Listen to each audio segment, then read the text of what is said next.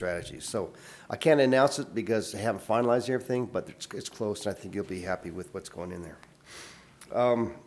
The 4th of February is our legislative reception, Chaves County legislative reception up in Santa Fe. I know the sheriff will be there. I know many of you will be there. We anticipate a good crowd. It's at the Hotel El Dorado. If you haven't RSVP'd, please do so to Christian Chapel from our office. Again, at the Hotel El Dorado, we do have a room block if you choose, but we do anticipate a sizable crowd of folks to be there to interact and so forth. It's going to be a good event, just like it was in years past. I really should put on my glasses. I can't read my own writing. Excuse me. Pretty simple. That pretty much covers the highlights of November and what's going on in the future. We do have a number of projects we're working on currently. We have several energy projects. We have some data center type stuff working on that. I mean, it all takes time. But a lot of these projects still see some high job counts, and sadly, as you know, it takes a while. Economic development is not a short game. It's a long game. It takes sometimes a few years to get anything to the finish line. But the project, one project that you haven't seen yet, it's called Project Seeker, and they're a recycler of precious metals out of batteries, electronics, things like that. And we're real close to getting to the finish line, and I don't have their capital investment numbers yet, but we'll probably be securing a leader project for those guys, but they'll pay pretty high wages. You'll have some engineers, some chemists, and some other folks on their staff, but I think the job count actually is fairly high. So we've identified property already for them, and now next step is getting their engineering involved to get their building stuff going. So it'll be a new build in the county, in the north part of Chaves County. With that, thank you for your support all year long. Economic development is a team sport. It takes all of us to do it. We appreciate the funding, but also you individually as commissioners being part of the solutions to make Chaves County a better place for people to live. So thank you for that. And with that, Merry Christmas. Have a wonderful Happy New Year. And I stand, as always, for your questions or comments. Thank you, Mike. Sounds like it's been a good year. Just keep that going. We like that polite pressure. Thanks for all you're doing. What day was that meeting, the Santa Fe gathering? February 4th at 6 p.m. at the Hotel El Dorado. We do have a room block, so there's a little bit better room rate. Of course, it'll be, hors d'oeuvres and drinks and a lot of connections with the lawmakers in Santa Fe. We invite every single senator and representative to this event. I mean, so it's at no cost to them, no cost to you. Just show up and really engage and strengthen those relationships. Because if there's things, especially if there's issues that are you're concerned with, it's a great time to be able to expose and continue that dialogue. As you know, I'm going to apologize because I'm kind of rambling on this thing because it's important. One of the issues that we've been involved with is EDC that you probably aren't as aware that we're involved with is this issue with medical malpractice in the state of New Mexico, and it's driving out physicians, and it's affecting our retention rate. 8% of the physicians in New Mexico left last year, and so we had 8% retention loss of physicians. I'm not counting nurses. I'm not counting anyone else, just the docs. While around us, the states around us saw an increase. In a 2-digit % increase in physicians. I'm hopeful from what I've heard from up there already that there's going to be some movement, but you know as well as I do, you never know until it's signed, right? Until the document's inked by the governor. So I don't know what those plans are yet. I do know there is a lot of push towards reforming the legislation that was enacted a couple years ago. It's gotten better, but it's not great, and it's tough finding docs. You can go to Albuquerque, you can get a doctor, but you may not be seen for a year. Well, how good is that for people? So we need to do something for the people. The State Chamber of Commerce is involved, the state economic developers are involved, which I'm part of, and other organizations to help fix this issue is to fix everyone here in New Mexico. Down here in southeast New Mexico, where do we go for care? If we can't get it here, we go to Lubbock, right? Or maybe even go to El Paso. And, you know, they're asking you to sign a waiver that you're not going to do something, you're not going to sue them if something happens. That's because of our medical malpractice laws here in New Mexico. So anyway, that's part of the things that we'll be talking about at our reception, to some degree, that you should be talking to with these other lawmakers on how we can make things better for the citizens of Chaves County. Thank you.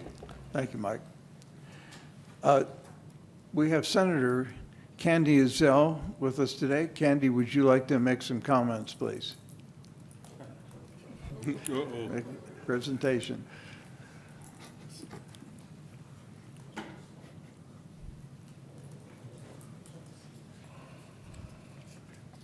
Mr. Chairman, members of the committee, thank you for allowing me to speak right now. I do have to brag on the contingency of the legislators that do represent the southeastern corner of the state. We're all very in tune to what does drive the economy, not only here in Chaves County, Eddy County, Lee County, Lincoln County, Otero County, but we all stand together. And it's an uphill battle every time we go up there. I'm glad that certain people are going to try to step up and get things right in our state. It's going to be very important that everybody does get out and vote. I am looking forward to visiting with y'all whenever you get up to Santa Fe, but if there's a need for any legislative changes, we need to know them now, because we can get a bill prepped before we get up there and be able to get it put on the docket earlier on in the session. Obviously, this is a 30-day session, and it's a budget session, and you know what? They're really amazed because revenues have dropped a lot. Last year, they spent all the new money, if you want to call it that, the new money that was sent up there. Well, folks, that new money came from down here in the southeastern corner of the state. The main drivers of our economy, as everybody knows, is the oil and gas industry and agriculture. And the third biggest driver in our state is horse racing.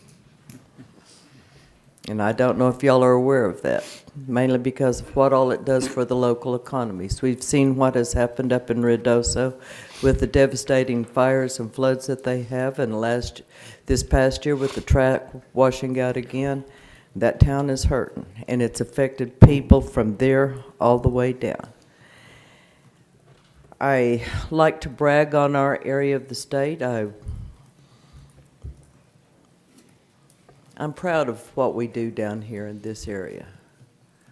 I am a farmer and a rancher, and you know what? There's not very many of us left up there in Santa Fe anymore. Whenever I hear people say we don't need livestock out on our pastures, we don't need all this other stuff that they like to spout out there, I always turn to them and say, you're involved in agriculture because you eat. It's very plain.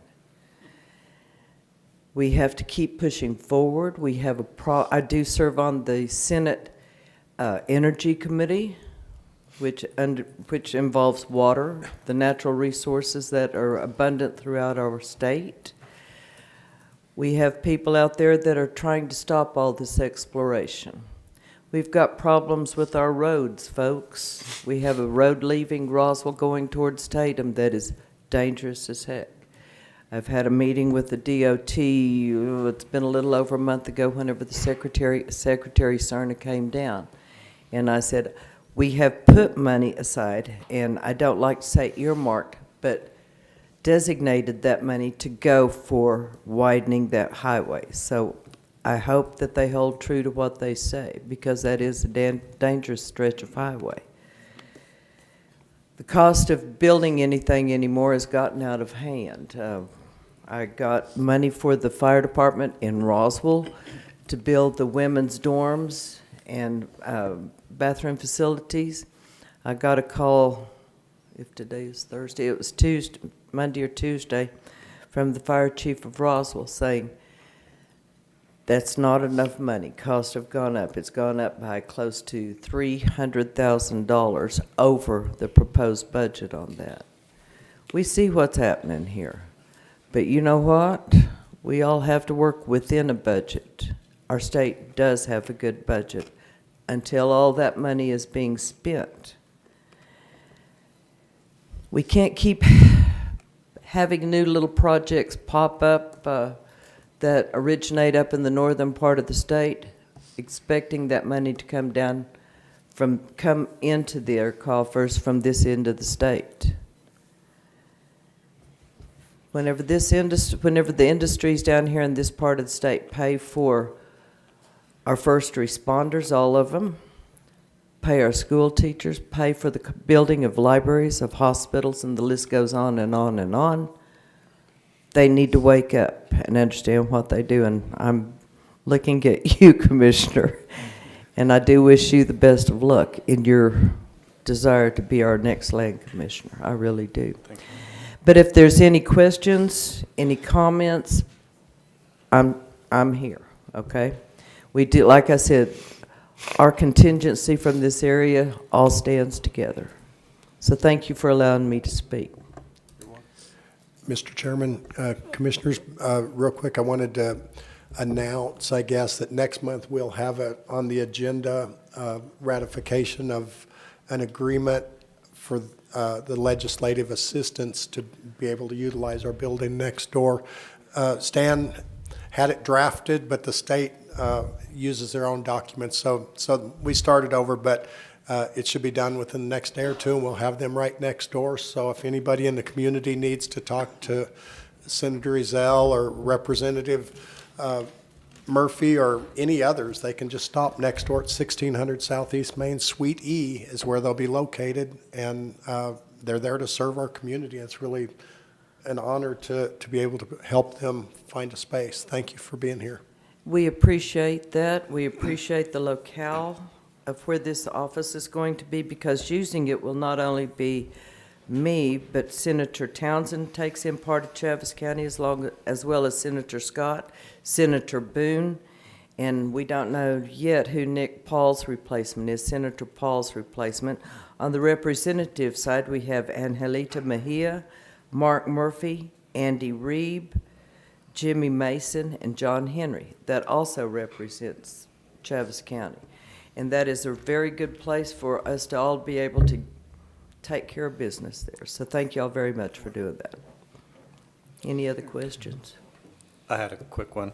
Thank you for mentioning oil and gas, ag, and horse racing, because I think we need to keep reminding everybody that those are the #1 economic drivers around here and for the state.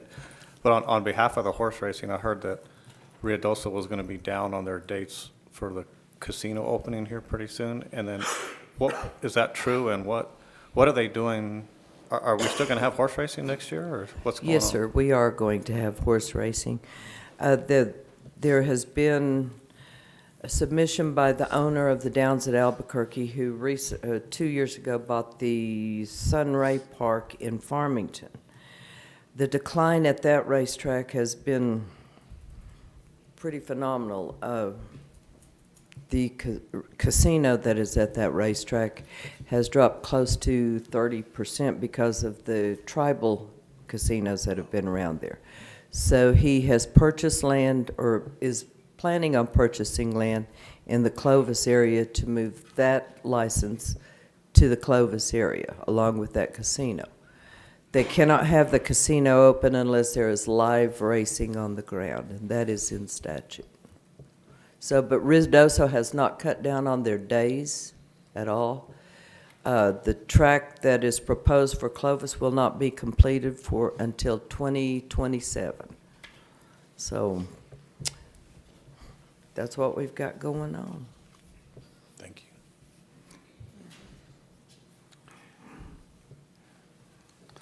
Thank you, Candy. I'd like to visit with you after. Okay. I'll be glad. At some point, I would like to visit with you. I'll be glad to. Thank you. Thank you, Mr. Chairman. Brian from Flood Control.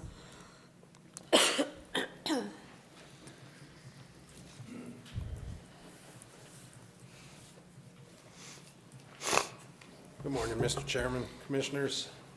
Thank you for giving me some time to give you my annual report for the Flood Commission. thing. Here, as soon as it's up on the screen, I'll get started. That was in the box, wasn't it? This year brought several challenges, including above-average precipitation, blowing sand, and burn scar runoff from the Ruidoso area. Our team remained focused on protecting residents and improving flood resilience throughout the county. We recorded above-average rainfall of 13.62 inches at the Flood Commission office. This contributed to flash flood events. Notably, severe thunderstorms west of Roswell in June led to flooding along the Berendo River and West Pine Lodge Road.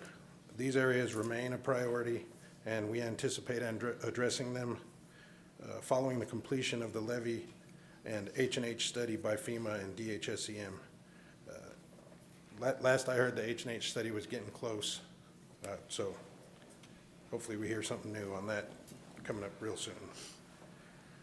We continued repairs from last October's flood, focusing on restoring damaged infrastructure. A top priority this year was Zuber Sites 1, 2, and 4. This project is funded through the Zuber EWP grant. It's to repair 13-Mile Dam, Peters Lake Dam, and the outlet channel for those two structures. The total approved budget is $15,285,968. The NRCS is going to reimburse 75% of that. The remaining 25% is covered by a federal matching grant from the state. Staffing shortages, funding freezes, and the government shutdown have delayed the repair design. They didn't freeze the money, but they furloughed the designers. So we're moving again and hopefully going to see something in January. The Hondo River west of Roswell also required some attention. Following last year's flooding, a dry spell from December all the way to June, combined with the seasonal winds, filled large sections of the river channel with sand. Between us at the Flood Commission and the State of New Mexico DHSEM, we were able to get the channel cleared before monsoon season started, just right before. It was a matter of weeks. Runoff from burn scar flooding started around June in the Hondo and continued for almost 5 months straight. And that sort of complicated repair work downstream. We made progress on the Diversion 3 berm there west of the Air Center. It remains intact along its 1.5 mile stretch, and we're hoping permanent repairs will be finished within the next 6 months. It's approximately 40% complete right now. 2 projects were successfully completed this year, the Corn Ranch EWP project and the Macho Draw channel repair. Both of these were addressing damage from a flood in May 2022. Currently, we're working on repair work in the Greenfield Draw, Zuby Draw, and the Madewell Draw areas. These sites feature multiple smaller spreader berms that support the Zuber project dams and outlet channel. They reduce the floodwater velocity and catch some sediment, keep that sediment out of the dams, pools. In closing, I want to thank our staff. Both our field and our office staff are extremely talented and experienced, and it allows us to do a really big job with a pretty small crew. And I have some pictures of some of the flooding I wanted to go through with you. Keep going. Can you back up one, Shane? I'm sorry. This just shows the dry spell I talked about on the Hondo River. That big blank area is when the Hondo filled up with sand 2 or 3 times. And then you can see there was water in the Hondo from about June through the end of October. There's some progress on Diversion 3 berm west of the Air Center out there. These are some of the smaller structures on 6 Mile Hill west of South Brown Road. They protect that neighborhood known as the Big Apple. Okay, thanks. Here's some more pictures, water flowing around the spillway. by design. There's another one. Okay, this is an example of what the spreader berms in the Zuby and Greenfield and Madewell Draw areas look like after the flood. It doesn't look like anything, right? Go ahead, because they were completely gone. And this is what they're gonna look like after they're repaired. And these all, as I said in the letter, reduce velocity and catch sediment. Here's a pretty good sized berm that protects Chesser Road out in the south end of town. It catches quite a bit of water.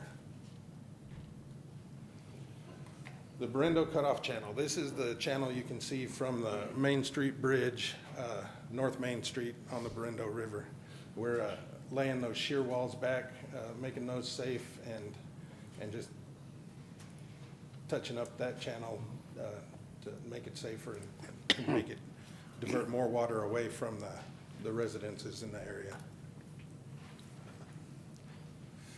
This is the flood from June on the Berendo Creek, and the reason I added this picture is you can see how deep the water is because that's an aerial cable that's touching the water, aerial phone cable. Next. That's the bridge at Main Street. Okay, here's some before pictures for the Corn Ranch EWP project that we just completed with the NRCS. And you can see there's pretty severe erosion. And this is what it looks like today. It's a pretty impressive structure, and we're hoping that solves all the problems out there. Here's an example of the Hondo River full of sand, and here it is a couple of weeks after we got it cleaned out. Full of water, brown water from Ruidoso burn scar runoff. There's just some more pictures of the June flooding along the Berendo. It backed up and went across Ladrones Road out there north of town. I added this picture just to show. How pretty the grass is. The one on the left is normal stage, one on the right is flood stage. That's the difference in 13 CFS and 1,000 CFS, and that was over about a half-hour period. So flash floods happen fast. Here's Red Bridge at the June flooding on the Berendo, the bridge. And here's some of the debris that's coming down from the burn scar flooding. Not the best picture, but you get to see. And we finally took ownership of our replacement loader from last year's flood, and that's it, John Deere 644. And that is all I've got, and I'll stand for questions. Brian, I have one question on that on the Berendo right there behind the motel and everything, Yes. where you guys have, let me come back to the picture here. Where you re-slope the channel and that sort of stuff.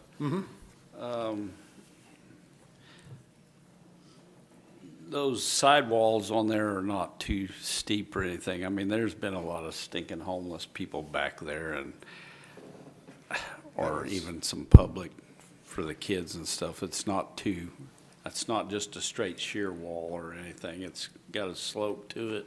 I mean, your pictures were showing.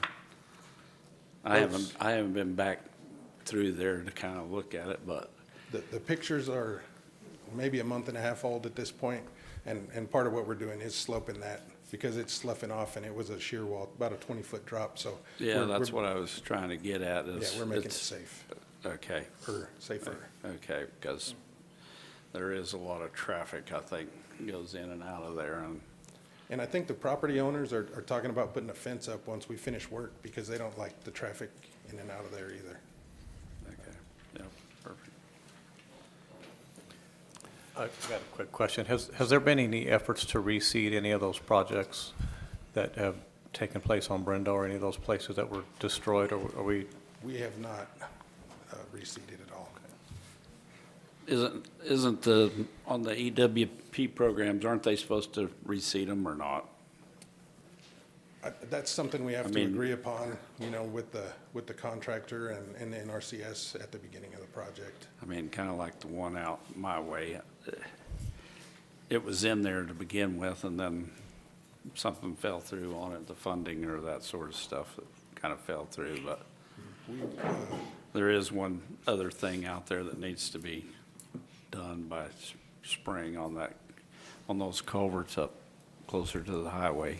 You bet. Yeah, and we had, And I know you know about it, so I just thought I'd kind of bring that up because we got to get that done before spring. And I see some of these projects aren't started until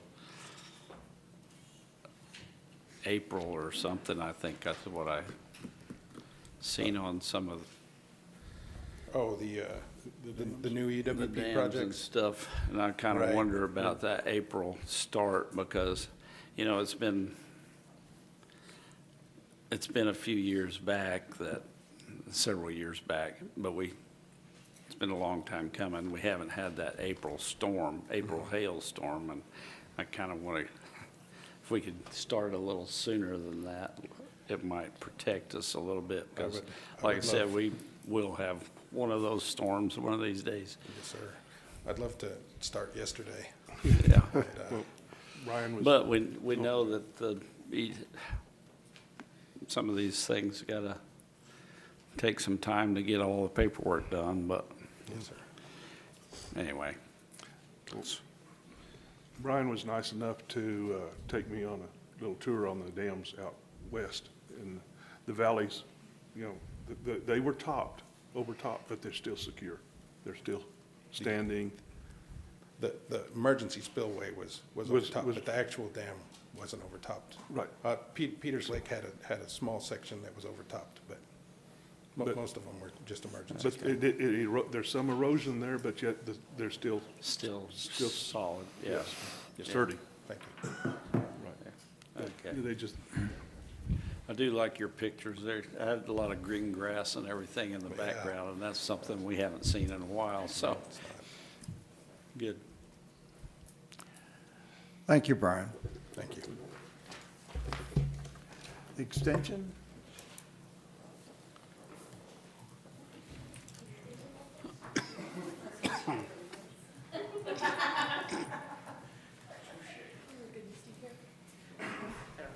Okay. Good morning, Mr. Chairman, Commissioners. Katie Wright, Chaves County Extension. We are in the new building, and that is the most exciting thing I have to say. It's been wonderful. We've had a few club meetings and project workshops so far. We are almost all the way moved in, but it's been such a much more functional space for us, and I just am so thankful. I could go on and on, but overall, I'm just so thankful that you have provided that for us. As far as 4-H goes right now, we have elected our club officers and our new council officers. So our council officers will be training our new club officers in January, which is super exciting. We will start shooting sports mostly back up. We have archery going year-round, but we'll pick back the rest of the disciplines up in January.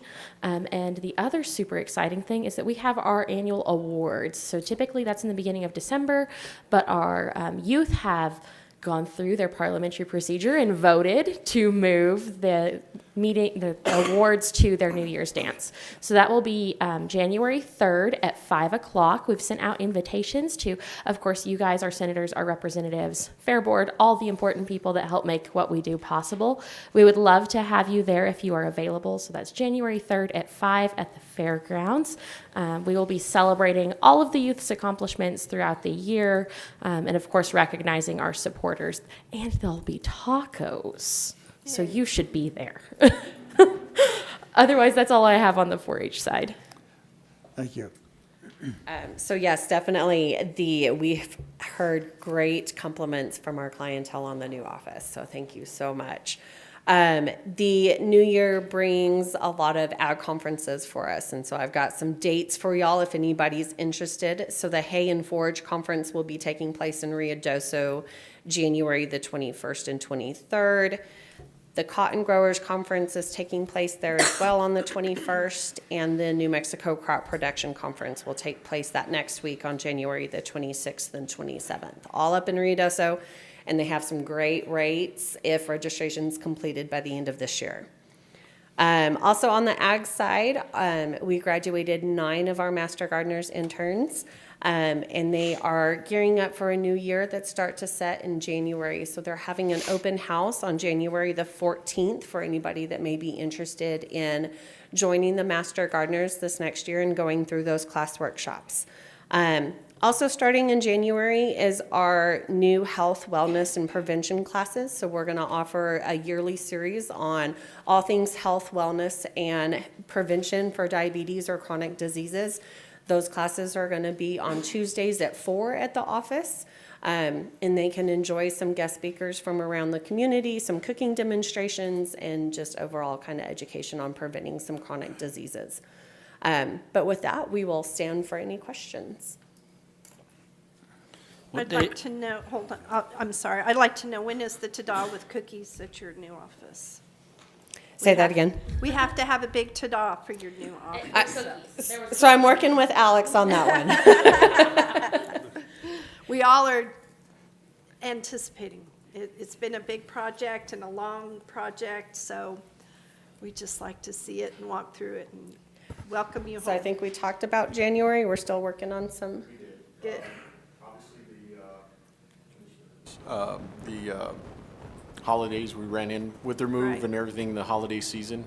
We also got the New Mexico counties in January, Yes. so we're trying to fit in a date somewhere in there, but it is on the calendar. Well, Good. and we realized that we have a lot more stuff than we thought we did. Yeah. Well, good. I'm glad you're there.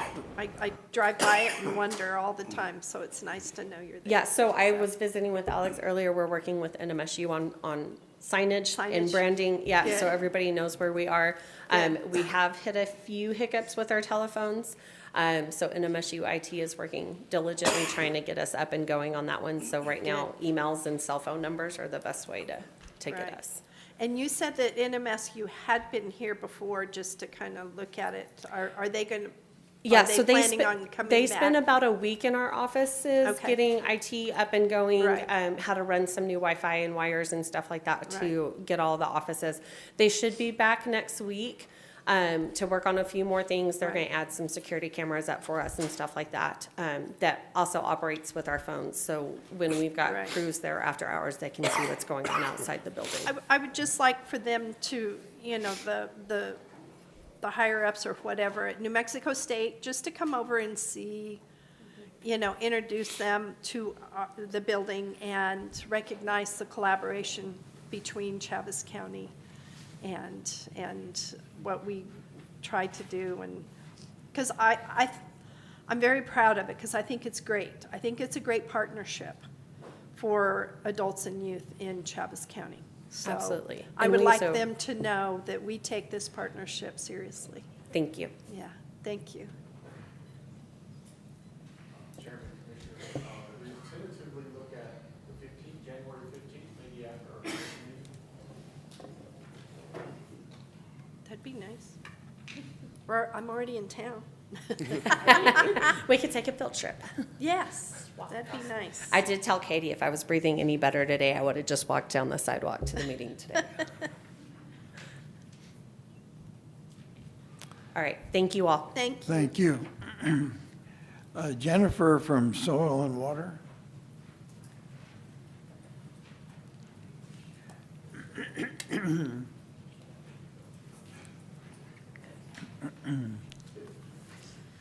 Good morning. How are you? Good, thank you. Good. All right. I'm going to try to keep this as brief as I can, but we've had a lot of projects going on this year. I just want to reiterate that our cost share program with Chaves Soil and Water, we were able to help our producers with $37,000 worth of projects last year and another $10,000 in chemical to control invasives such as mesquite and other noxious weeds.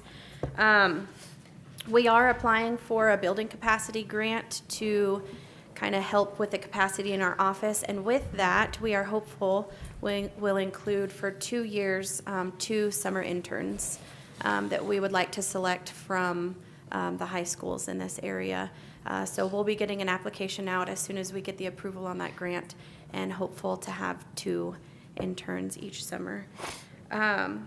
We are proud to partner with you guys and 4 other districts now for our noxious weed coordinator.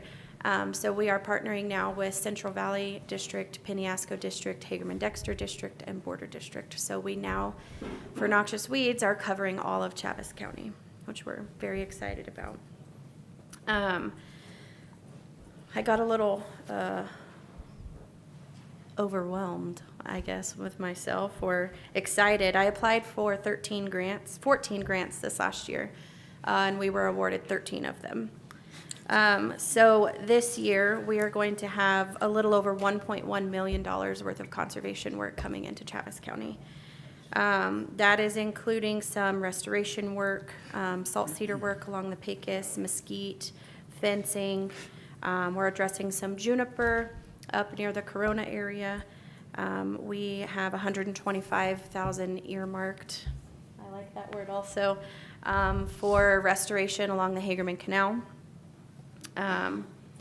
We have another 60,000 for salt cedar, another 161,000 for salt cedar, 10,000 in chemical, and we have also, we applied for almost $500,000 in the New Mexico Water Research Water Resilience Research Institute. That will be going on 5 different producers to put in new pipelines, drinkers, storage tanks, shade balls, you name it. A lot of conservation efforts that are benefiting our producers, livestock, the land, and of course wildlife. Just a reminder, I heard you all talking about reseeding some stuff with flood control. We do have $50,000 available for seed. So if we can get the seed, somebody else can plant it. So, so just reach out to us and we can work on getting some soil samples and stuff like that in order to do that. But if we don't use that $50,000, it's going back, and I don't like to give money back. So please reach out to us in reference to that. We will be in Santa Fe on February 16th for Soil and Water Conservation Day in the Roundhouse.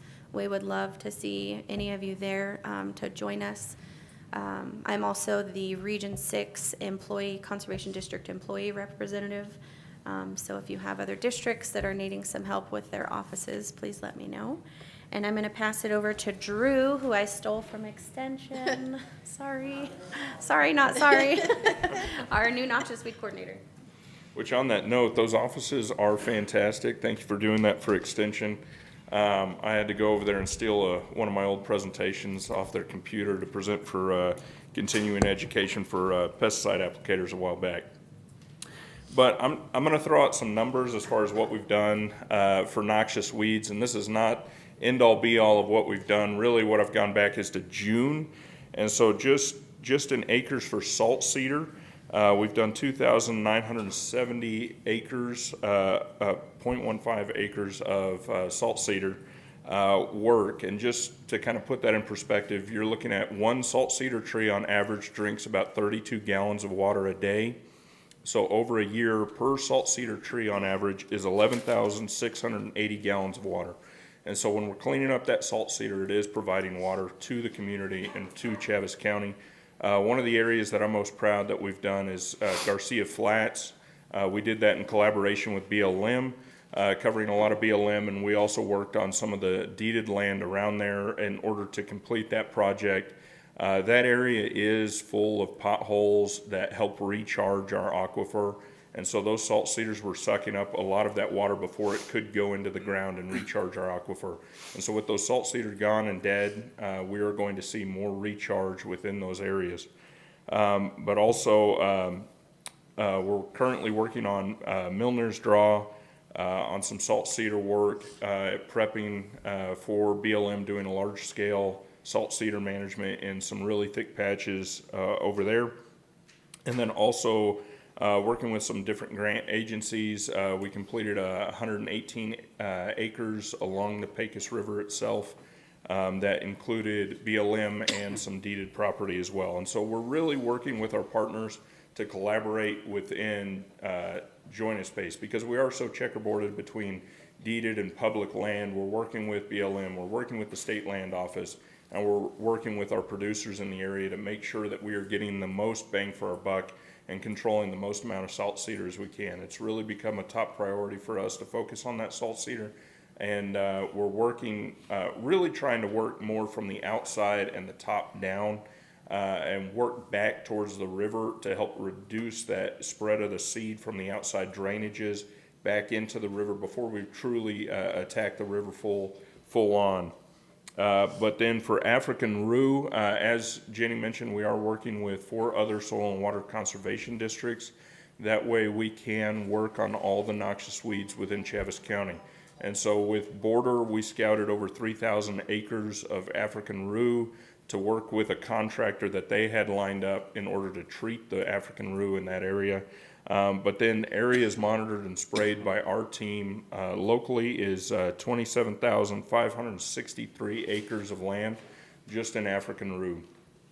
And there is more that was done in the spring, but again, as I said, I kind of went back to June as trying to go through our mapping system and calculate all this up.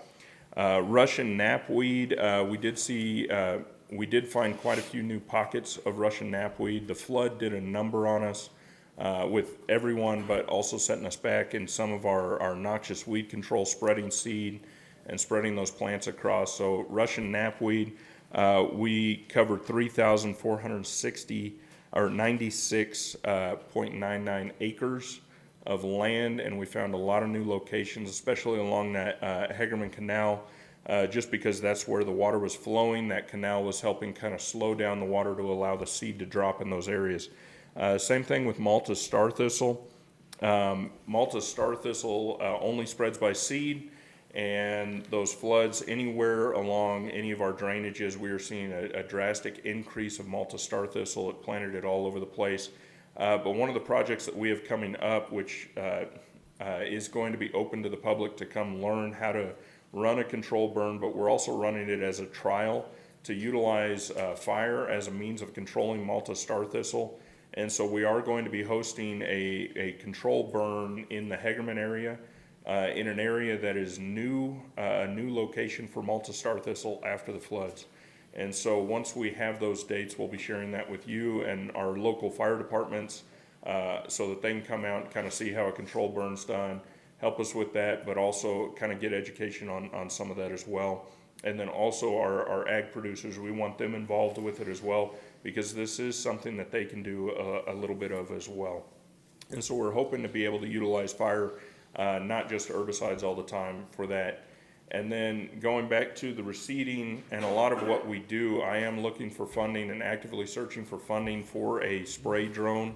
The spray drone that I have in mind will also drop seed in areas so that we'll be able to not only kill these noxious weeds, but also reseed those areas so that it's not just bare ground that will give an opportunity for these weeds to come back, but will fill in with native grass seed in order to cover up that ground, reduce erosion, and help compete against some of these noxious weeds.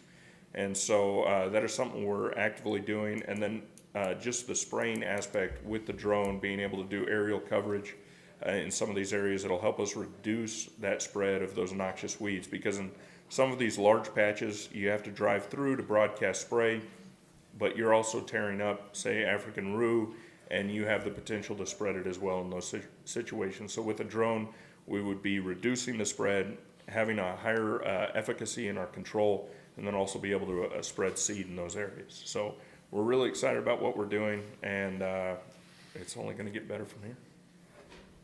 We would like to invite you all, if you're ever interested, to come and look at some of these projects.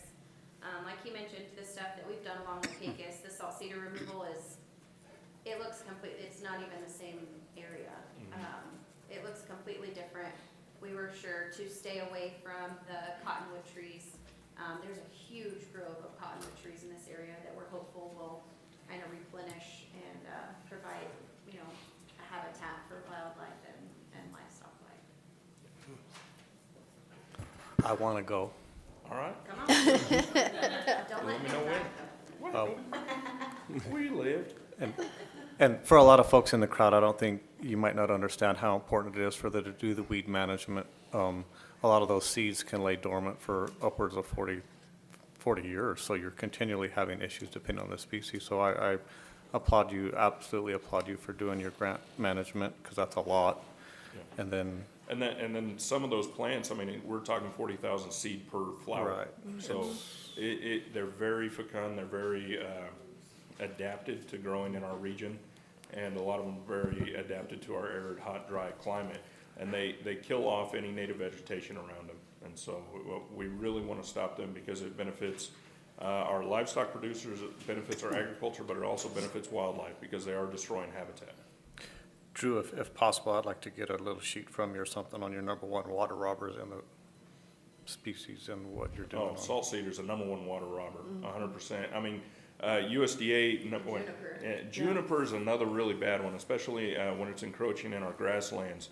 Because with juniper, if I remember correctly, the statistic, it's if you have 25% coverage of juniper on the landscape, you're losing 50% of the precipitation that comes down, that is getting caught up in those branches, and then you lose that through evaporation and through the wind.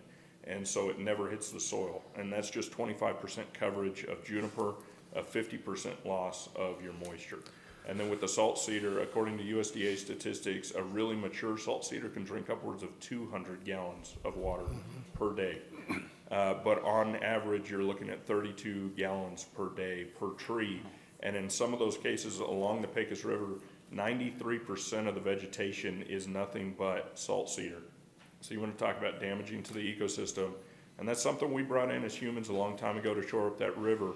But we need to get back to controlling salt cedar, and that's what we've taken an active role in doing. And we have worked with our partners at BLM, State Land, Game and Fish, and NRCS, and a lot of other entities. And we have really, everybody is on board, and we're really excited about the collaboration that we've been seeing. And so we really feel like with the amount of collaboration and the excitement with all the agencies, that we're going to have a lot of success moving forward. Well, I have about 4,000 other questions, but I'm going to say spare the crowd on those, so I want to talk to you offline. Looking forward to it. I'd also like to mention that we have reached out to Transwestern and some other areas on educating them on noxious weeds and how to prevent the spread of those things. We would love to get with the county and flood control and even the sheriff's department. I know you guys are cruising around out there, so just some weed ID and how to not spread them. Wash your vehicle off every once in a while.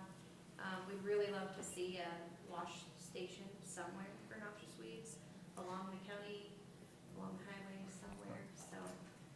That's kind of what I would like to know too, is identifying, because I know, being out there 35 years, I'm seeing weeds this year that I've never seen before. And I'm trying not to spray so much because, you know, I just, There are we, some natural that's kind of what I would like to do, is find some natural. Because between the mowing and the spraying, I know it's not good, because the water comes down where I am, and it's gonna eventually get to the river, and Please come see us. We're at 1703A North Garden Avenue, just behind Oasis Computers, behind the Google. So please Okay. come see us. We have a lot of material. good, because I have a feeling it's gonna be a rough year, plus they're gonna dry out and start burning, and that's another issue that's gonna be coming up here pretty soon, I think, because I've already seen along the sides of the road some burn marks, people throwing cigarettes out and stuff, so, yeah, please educate me. I will come by, because I'm going to have to, because like I said, these are weeds I've never seen, and I've been out there 35 years. It's gonna be rough. Thank you. Mr. Williams has our contact information. I'm sure he Good. can share that with you, and we can email you some information as well. Good, thank you. And I have a clarification. I have Drew down as the obnoxious weed coordinator. Did I misspell that? Well, I may be obnoxious, but I'm attacking the noxious. Oh, okay, I got it now. Thank you. Thank you. Thank you. Thank you. Thank you for your support. Next, Carrie Moore from the Health Council.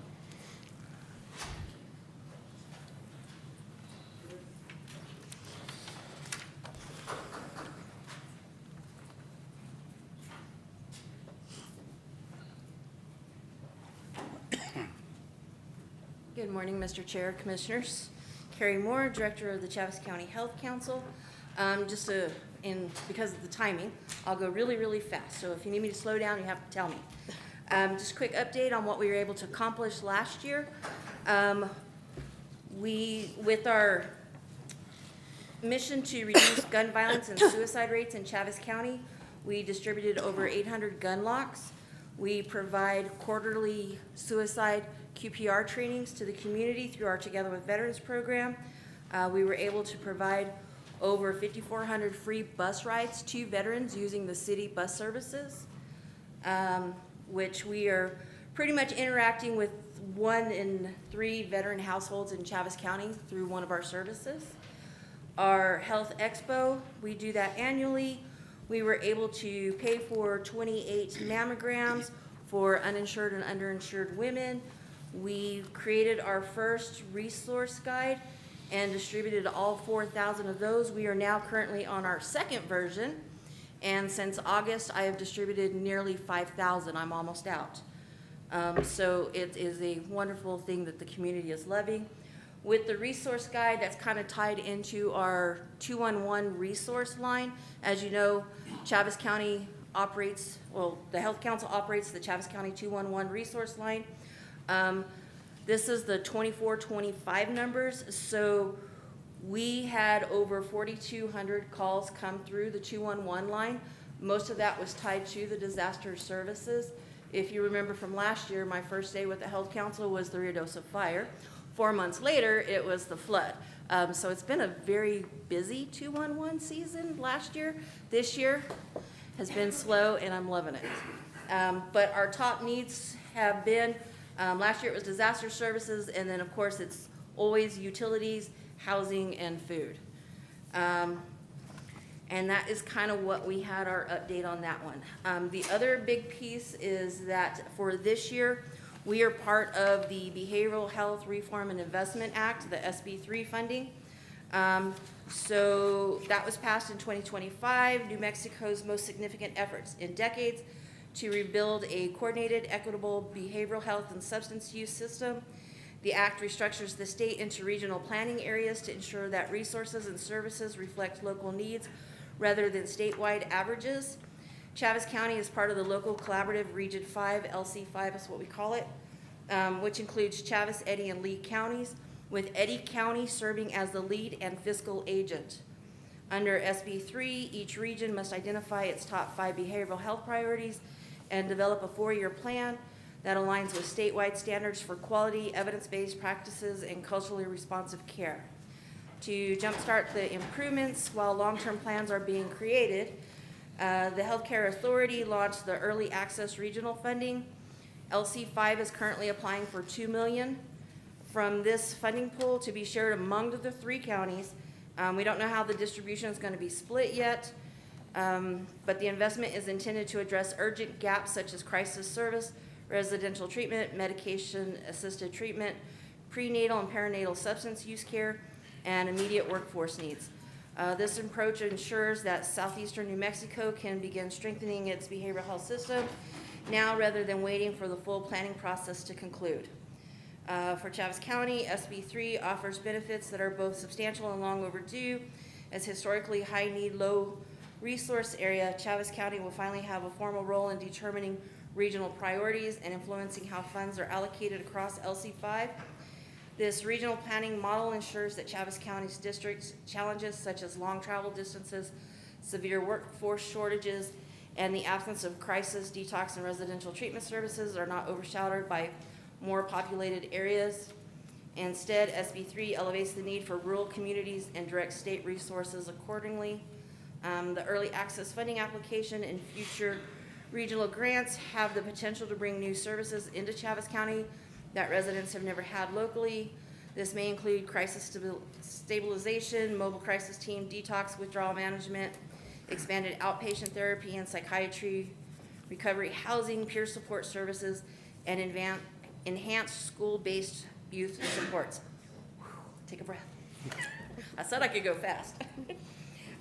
For a county currently without a crisis triage center and with limited treatment beds, SB3 represents a pathway toward building an actual continuum of care instead of relying on out-of-county referrals. The regional approach also strengthens coordination among law enforcement, courts, hospitals, EMS, schools, and community partners. This collaboration will help improve diversion options for individuals experiencing behavioral health crisis, reduce pressures on local jails, enhance data sharing, and create stronger unified applications for future funding.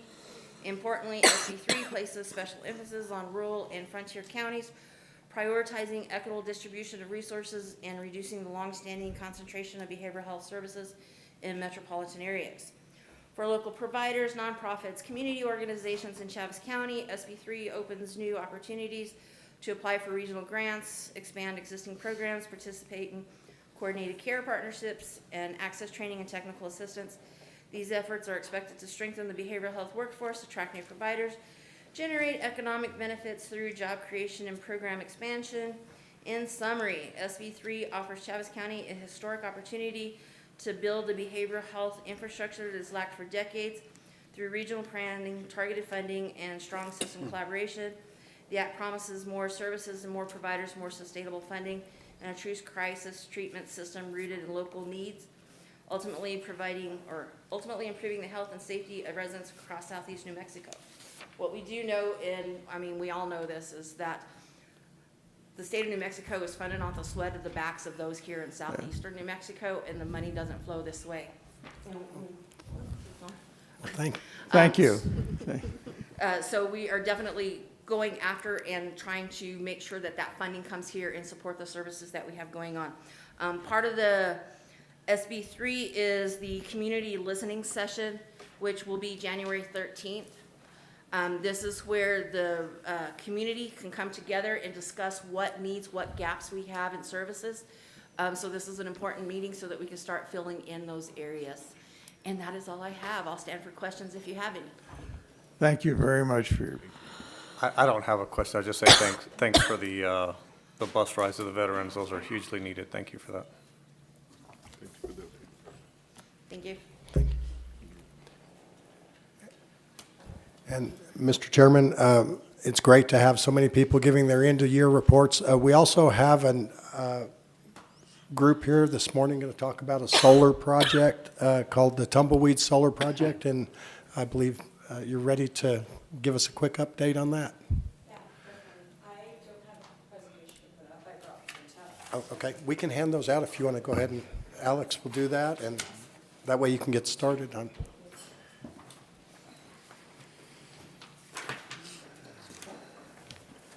Thank you. Thank you. Thank you, sir. Just enough. Okay. Well, hopefully it's easy enough to follow along. Sorry, I wasn't sure if I would have access to put this up on the screen. But my name is Caitlin Clancy. I'm here with Desiree. We are a nationwide renewable energy developer, owner, and operator. We have about 11 gigawatts or plus of operating, in construction, or contracted solar, battery storage, and wind projects. If you turn to page 2 with our project map, you can see that we have a large presence in the desert Southwest and specifically in New Mexico. I personally have spent a lot of time working in El Paso Electric territory, and my team has done a lot of work in P&M, or Public Service Company of New Mexico territory. So we have a lot of experience working in the state.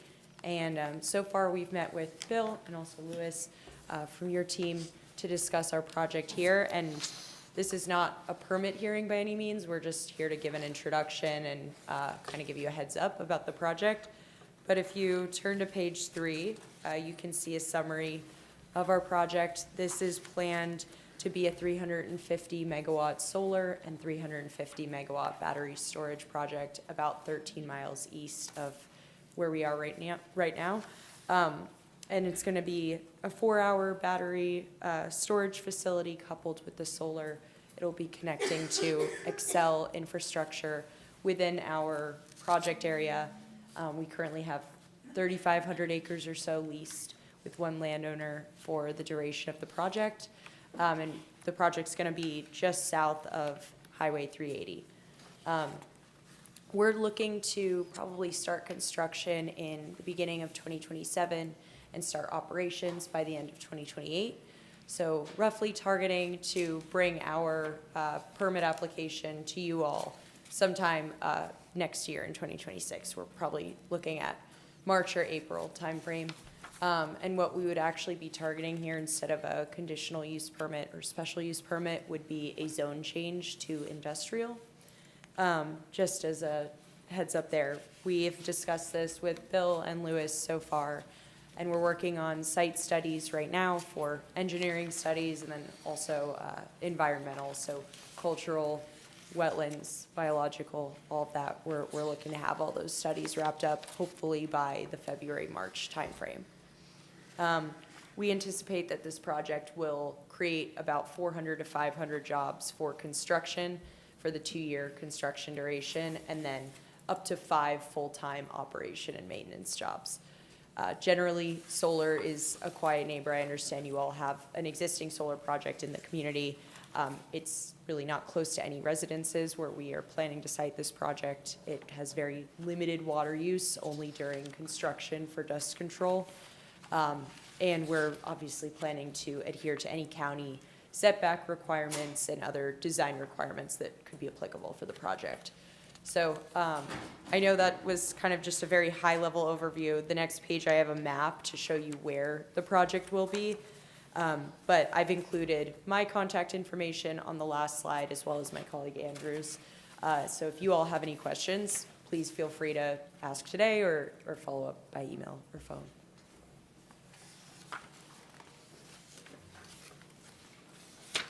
Thank you for that. I'll be emailing you. Okay, awesome. Thank you.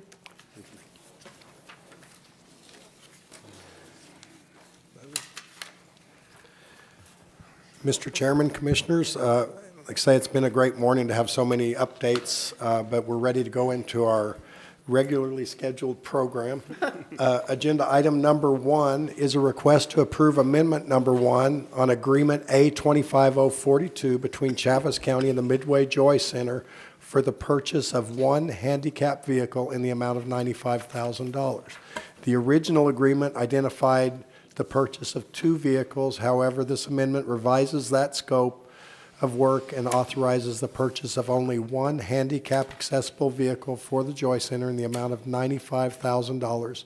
Staff request approval of this amendment to agreement number A25042. Do we have a motion?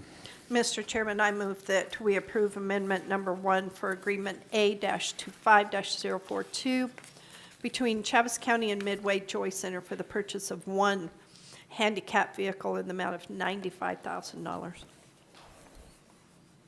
I second. Motion by Commissioner Dana, second by Commissioner Perry. Any further discussion? All in favor signify by saying aye. Aye. 5-0. Mr. Chairman, Commissioners, agenda item number 2, and we have some representatives here I'm going to introduce in just a moment. Agreement number A25046 is a lease between Chaves County and Youth Development Incorporated for the lease of the multipurpose building located at 209 East Hendrick Street in Roswell. This agreement between Chaves County and Youth Development, Inc. for the lease of the multipurpose building located at 209 East Hendricks. The Youth Development, Inc. program operates Head Start as well as many other programs in other locations across the state. Head Start has been operated out of this building for approximately 30 years. Staff recommends approval of this agreement, but I'd like to invite a couple of people up here to tell you a little bit about YDI and what they're bringing to our community and the other things they do across our state, if that's acceptable. Yes. They got up very early this morning to drive from Albuquerque here, so if they have to stop and get a drink of coffee, you'll have to give them a little slack. Hooray. Good morning. Thank you. Thank you for allowing us to be here this morning. We're excited to be serving this county along with Eddy County and Head Start services. YDI was founded, we're going to be 55 years old next year. We were started in the South Valley of Albuquerque to address substance abuse and gang violence. And over the years, we learned that to support that, we had to support families. So we've been building based on community needs assessments, individual needs assessments, family needs assessment programming, and we currently operate services in 16 counties in New Mexico, 3 service divisions. We do education, employment, and training type programming. We do violence intervention, prevention, construction trades training, high school equivalency start programming as well. And then we also do early childhood. And early childhood, we're one of the best in the state, and I'll let Deborah talk, but our Vice President of Early Childhood talk about that. I don't want to take all your time. Thank you. Chairman, members of the commission, Mr. Williams, thank you for the opportunity to present today. I am the Vice President, Deborah Baca, of the Early Childhood Education and Family Development Division, and I always emphasize and family development because we cannot do this important work of educating our youngest children without the help of our parents. We are proposing to serve 115 children at the Hendricks site. Some of those are 3 classrooms of Head Start children that we were awarded the grantee after the Southeast Community Action Program was no longer a recipient. And then we also brought, and this is really important because we had a wait list here in Roswell, so we wanted to serve the wait list. So we coordinated services with the state of New Mexico, and we brought in pre-K for an additional 4 classrooms. So we'll be operating 7 classrooms, 115 children and families out of the Roswell site, and we are very appreciative of this partnership. Thank you. Is there any questions we stand for? I would just like to say thank you. Thank you for approaching us. Thank you for taking this endeavor over. And I visited with you a little bit about it. This is a very exciting opportunity for parents and kids, especially in the neighborhood that you are in. It is in my district on the east side of Roswell. Sometimes it's neglected per se. But I'm so excited because you're going to turn this program into something that is very much needed in this area for the parents and the kids. And some of the, what you told us about on the accountability, with the parents and the kids and the program that you have, and it's tied with the funding. I mean, I'm excited. I really am. I think it was neglected far too long, and I think this is a wonderful program, and I thank you so much for coming into Roswell and for partnering with us on this project. I really appreciate y'all. Thank you, Councilor Dana. We're going to begin with early childhood, but a vision is that we bring state home visiting as well. And when Deborah talked about the expansion to pre-K, that was an additional $1 million that we brought into the community. So we didn't have to lay off staff, and we could serve those children on the wait list. But our vision is the families need more than early childhood services. Then it's going to be, can we get state money to bring in home visiting service to them?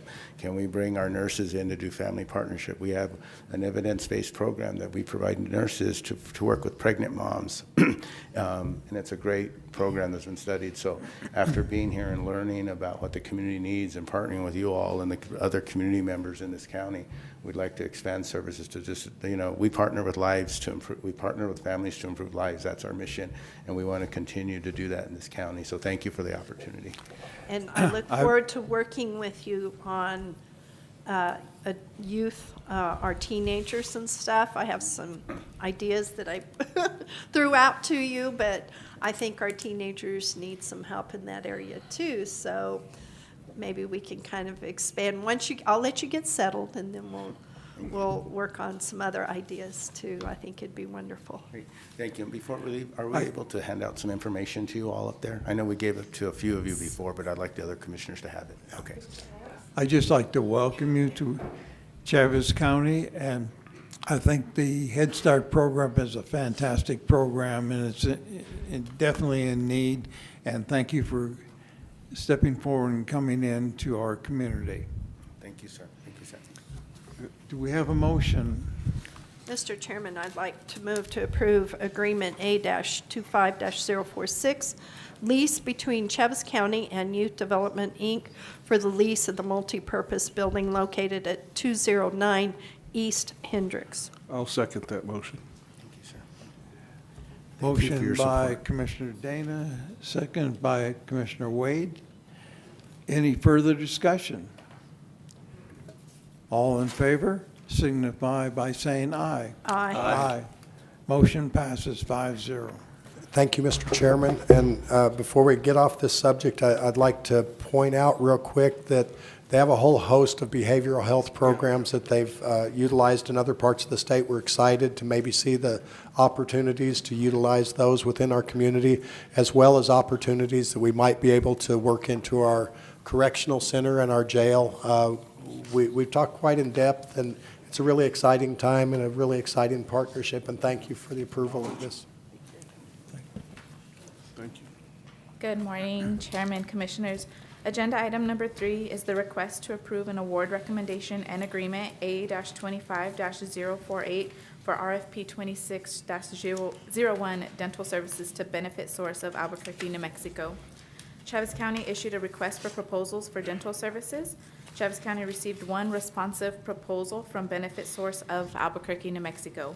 Benefit Source is the current provider. Staff reviewed the proposal for compliance, and the evaluation committee reviewed the proposal against evaluation factors to include responses to provision of services, responses to HIPAA compliance, and claim processing. The evaluation committee recommends approval of award and agreement A-25-048 at a rate of $4.50 per each enrolled employee of Chaves County. The agreement term begins January 1st of 2026 through June 30th, 2026, with the option to auto-renew for an additional 3 years, and staff recommends approval.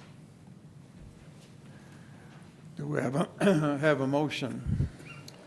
Mr. Chairman, I move we approve the recommendation and agreement A-25-048 for RFP 26-01 dental services to Benefit Source of Albuquerque. I second. Motion by Commissioner Wade, second by Commissioner Perry. Any further discussion? All in favor signify by saying aye. Aye. Motion passes 5-0. Thank you.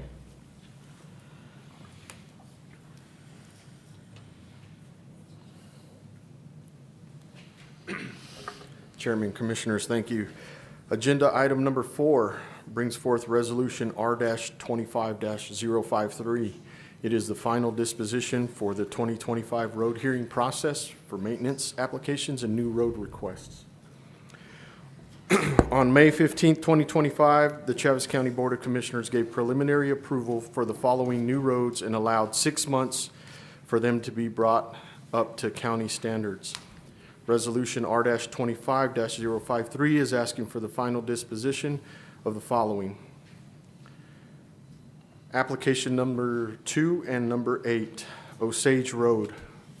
Work has not been completed, and therefore staff recommends denial.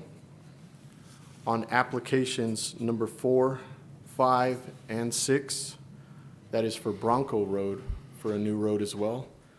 Work is not completed, and staff recommends denial.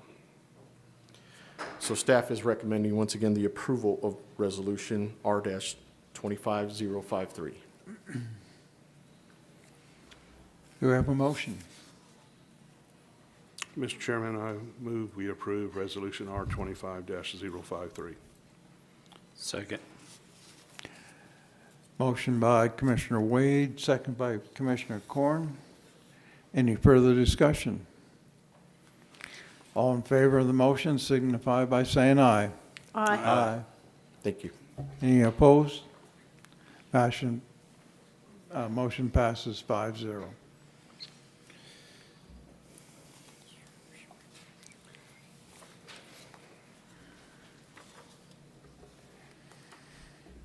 Good morning, Chairman, Commissioners. Agenda item number 5 is Resolution R-25-054. It's an amendment to the fee schedule for Chaves County Zoning Ordinance number 7.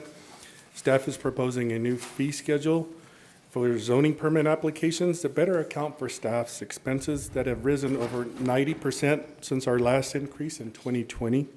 These expenses include preparing documentation, certified mailings to neighbors, advertisement of public meetings, case packets and presentations to the Planning and Zoning Commission, and of course you, the Board of Commissioners. In compliance with Article 1, Section 5H6 of the Chaves County Zoning Ordinance Number 7, the Planning and Zoning Commission recommended approval of the new fee schedule on December 2nd, 2025 by a vote of 4-0 as presented to you.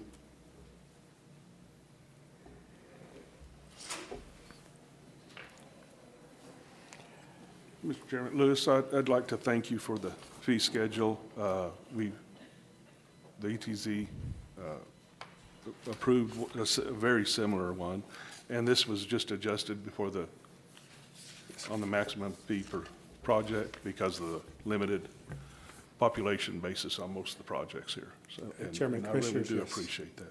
Thank you. Are you making a motion, or? Yes, I move we approve Resolution R25054. I second. Motion by Commissioner Wade, second by Commissioner Perry. Any further discussion? All in favor signify by saying aye. Aye. Aye. Opposed? Motion passes 5-0. Mr. Chairman, Commissioners, agenda item number 6 is for Resolution R25055 opposing New Mexico County's Insurance Authority changes to bylaws. This resolution opposes the recent changes to New Mexico County Insurance Authority NMCIA bylaws. These changes impact and limit county's ability to seek insurance programs and coverages from other providers due to the unnecessarily stringent requirements for rejoining the pool. Additionally, the resolution opposes additional assessments potentially being placed on counties due to the inadequate pool contributions and requests a full disclosure of the financial situation to the full membership. Staff recommends approval of Resolution R25055, and with your permission, I'll go ahead and read that. Yes, please, would you read? Resolution R25055 opposing the New Mexico County Insurance Authority amendments to bylaws. Whereas New Mexico County's mission statement is to strengthen New Mexico County's ability to govern their own affairs and improve the well-being and quality of life of their constituents. And whereas on November 17, 2025, the New Mexico County Insurance Board of Directors held a special meeting to amend the New Mexico County Insurance Authority bylaws. And whereas the Board of Directors approved changes to the bylaws which directly impact and inhibit all New Mexico counties and their abilities to provide the best value for county taxpayers where insurance programs and providers are concerned. And whereas NMCIA's bylaw changes have had the effect of strong-arming New Mexico counties by limiting our ability to look for individual alternatives to NMCIA due to the unnecessarily stringent requirements for rejoining the pool.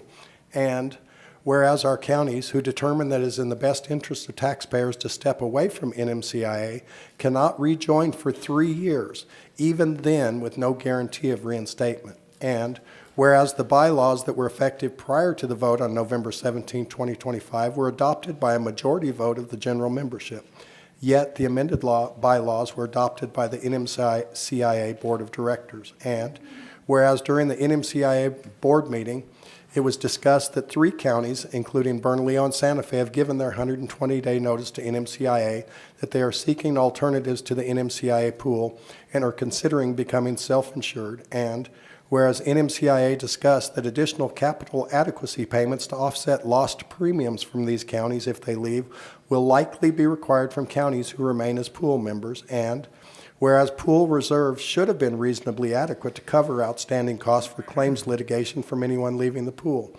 and premiums from enrolled members should be in an appropriate amount to cover themselves and build the pool adequately to cover their losses. And whereas the current scenario could indicate that the remaining pool members have been subsidizing the members from larger communities to a significant amount, which requires us to evaluate our membership and look outside of the pool for other options. And whereas it appears the changes to NMCIA are needed to ensure that the pool remains solvent.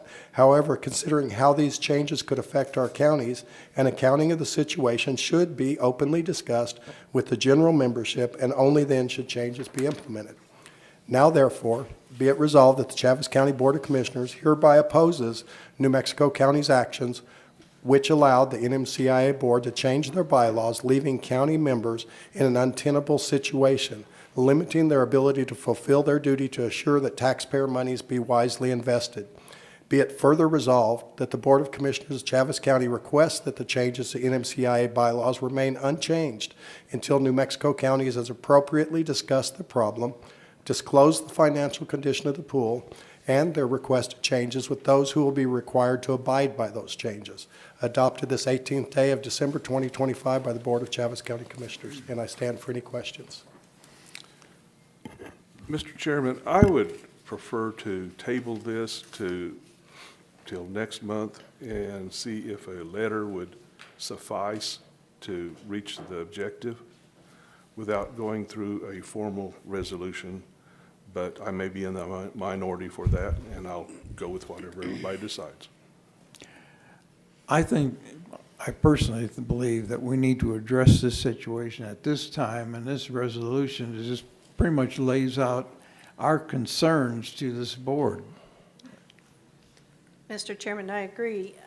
All this is saying is that we should be openly discussing this with the general membership. I understand from talking with Grace, the problem was is Santa Fe jumped out, Santa Fe County jumped out, and now they want to jump back in. And I understand their concerns and stuff, but and especially this, that we need to appropriately discuss the problems and disclose the financial condition of the pool. That's my issue. Why aren't we just openly discussing, if we've got problems with the insurance pool, all of the counties, all 33 counties need to be in this discussion. Not this, just the committee and saying, well, we've got problems, so let's just, tell everybody that they can't opt out or they can't come back in or whatever. I agree with this because I think it does need to be discussed with all 33 counties on this issue. Thank you. In talking with Grace Phillips, I believe it is. Yes. There's two representatives for Chaves County. One is in Eddy County and one's McKinley County. They're not Chaves County residents. I like to have more information, and this resolution is asking them basically to give us that information. And any changes to the bylaws should be in the open by the membership, not just by this board.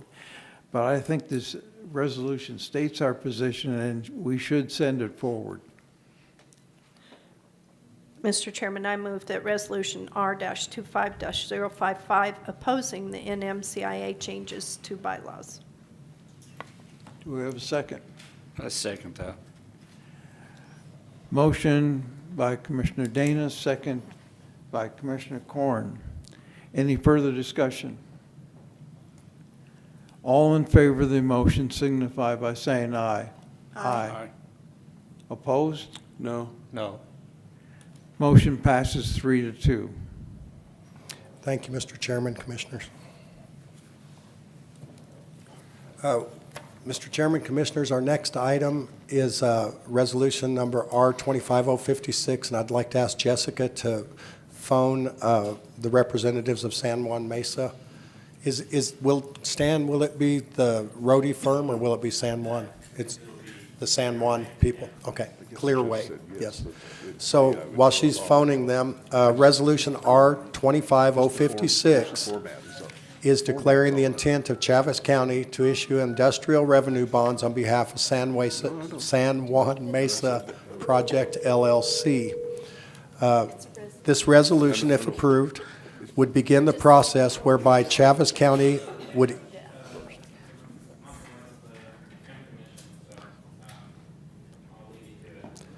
and if you'd push that microphone over toward it or put that closer to the microphone.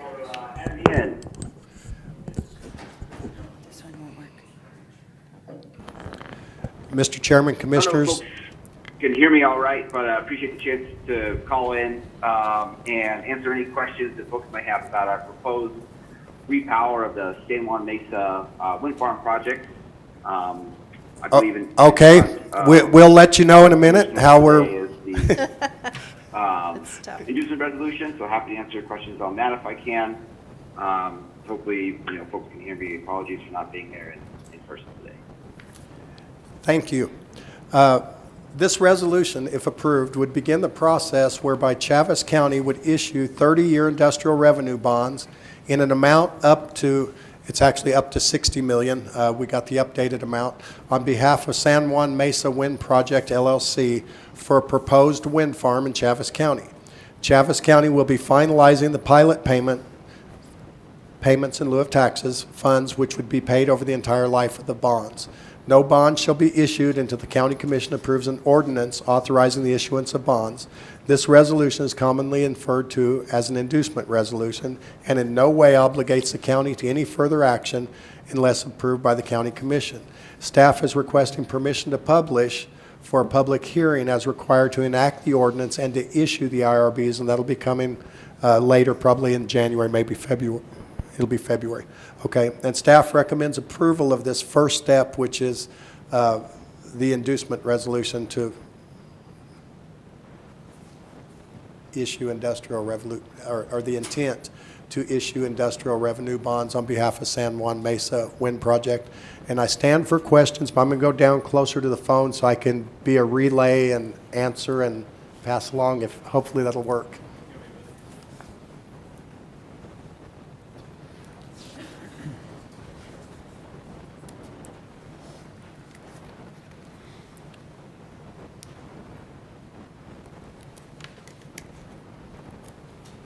Okay, Mr. Chairman, Commissioners, we're ready to go here. So. Questions? Any questions the commissioners have for the, Mr. Oh, go ahead. Mr. Chairman, it said approximately 9,400 acres. Do we know for sure yet how many acres? Yes, Mr. Chairman, Commissioners, we got an updated resolution. There was some question about how many acres were involved in this, and the original document said 9,400 acres. The latest document changed the amount to 60 million in Chaves County and the acreage to 4,500 acres.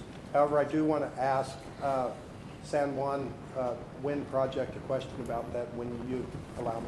The 4,500 acres being with 5 wind turbines, I understand? Yeah, okay, so San Juan, the question to you is, the resolution shows that there's 4,500 acres in this particular project in Chaves County. We know that there are 5 wind turbines in Chaves County, and it's our understanding that this particular project only is for taking the existing towers and replacing the turbines and the blades of those 5 towers, and want to know how many acres it actually is, and if you have any plans to do anything beyond just updating those 5 towers that are in Chaves County. Yeah, happy to answer that. So to clarify, we're going to be removing all of the existing 1 megawatt turbines. So they are all going to be decommissioned, and then we'll be installing 5 new turbines, more or less, as close as we can to previous locations, which will be 4.5 megawatt larger turbines. So we will not be technically using the old ones. They're too obsolete for us to repower in that sense. The acreage calculation is, as you've noted, larger than would typically be needed for that number of turbines, but we are using and planning to lease just the same footprint. Most of the land that is leased for the project is going to remain the same, so that's why that acreage number is high. Besides the turbines, we are not planning anything additional on this property besides road improvements. A new collection system will need to be run to these 5 new turbines. Otherwise, nothing else beyond that. And when you say road improvements, are you talking about existing county roads, or are you talking about the access roads to each one of the wind turbine locations? internal access roads to the turbine.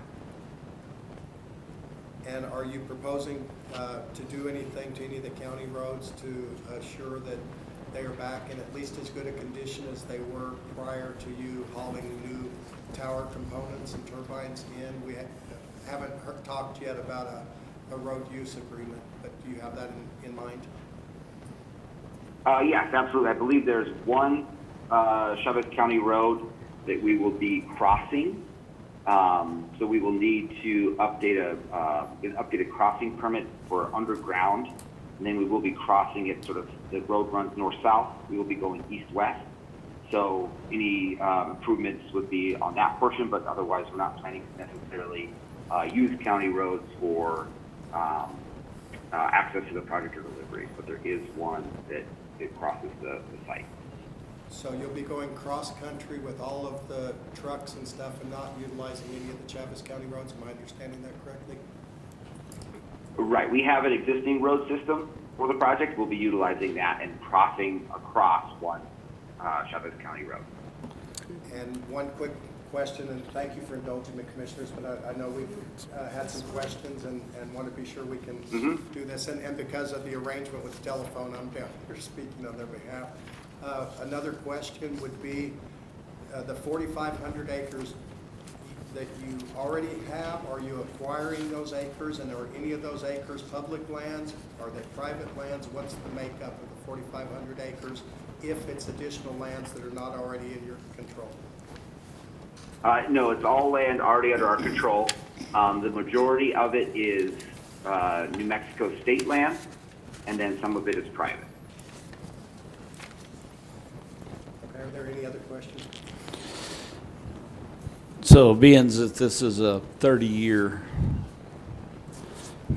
lease, how many years are we already into this lease permit? Mr. Chairman, Commissioners, do you remember standing when the first, I want to say it's probably 25 years into the first. yeah, 25? Right around there. So we have, Probably about 25 years. so we have a renewal coming up.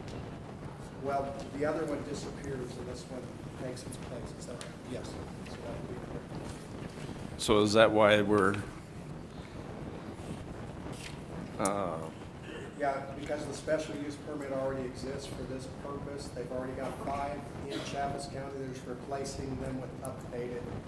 So there would be another hearing on any of that. Ultimately, what it amounts to is the IRBs are their responsibility to get their investors to buy those and invest into those. But what happens is we are currently getting about $27,000 a month, if I'm not mistaken, or A year? annually, I'm sorry, $27,000 a year annually, and we expect that amount to go up depending on what the negotiation is on modern day, current day amounts. So not a lot will change. It will extend the term, but we will be getting hopefully considerably more money than we did on the original ones all those years ago. Exponentially based on the 1 megawatt to 4 megawatts, 4.5 perhaps? Yeah, because they kind of have a factor that they use per megawatt hour, and of course, like I say, these are one, and the new ones will be much larger. Is that correct, sir? That's right, 4.5 megawatts each. And the idea behind how we come to a value, is that correct as well? It's kind of based on megawatt hour. Is that kind of how your offer comes to us? Yes, that's part of the calculation, yes, sir. If I may, is this energy that you're producing, where is this going? So the question was, the energy that's produced by the San Juan Mesa project, where does it primarily end up? And I understand that there's... Go ahead. Oh, sorry. Yeah, we're not changing our interconnection position. We'll still be delivering the energy onto Excel system just north of the project. And so the current amount that you put onto the grid from the 25-year-old San Juan project is how many megawatt, and the new will be how many megawatt? It's my understanding there's 30 of the turbines are in Roosevelt County, and this will be a big help to our neighboring county as well. Yeah, the existing project is 120 megawatts. The new project will be 130 megawatts. But we'll be generating significantly more energy because of the efficiency of the new turbine. So nameplate is what the overall size of the project will be increasing, as will the production. I'm not sure we understood that right. You're only going up to 10 megawatts by the increase on the entire field? Correct. Okay. What other improvements on the ground level are going to be added? Is there going to be any other? Commissioner Korn would like to know, what other improvements do you plan on making on the landscape as a part of this project and for repairing any damages done? Yeah, we'll be working closely with our private landowners in the state land office to meet our lease requirements. There won't be much change to our footprint besides potentially widening roads during the construction process for deliveries and safe turning and getting in and off the site, but no significant additional improvements besides civil. Is there any additional size in cable? So the question from Commissioner Korn, what about additional sizing for cabling or conductors? Are you going to have to excavate to put in new conductors to connect it to the grid?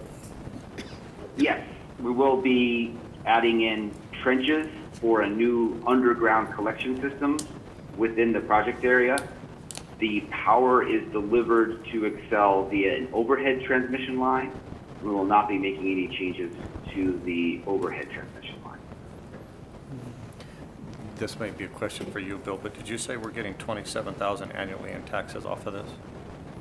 Yes, the question Commissioner Perry had was what the current amount we received from the San Juan Mesa project. And yes, it is $27,000 annually that we receive for the 5 turbines in Chaves County as a payment in lieu of taxes. And we expect that amount to go up based on the formulas that the entities use to offer us more, or offer the offset. Is there a royalty rate to the state of New Mexico? Can you talk about the royalty rate to the state of New Mexico when you utilize state trust lands, sir?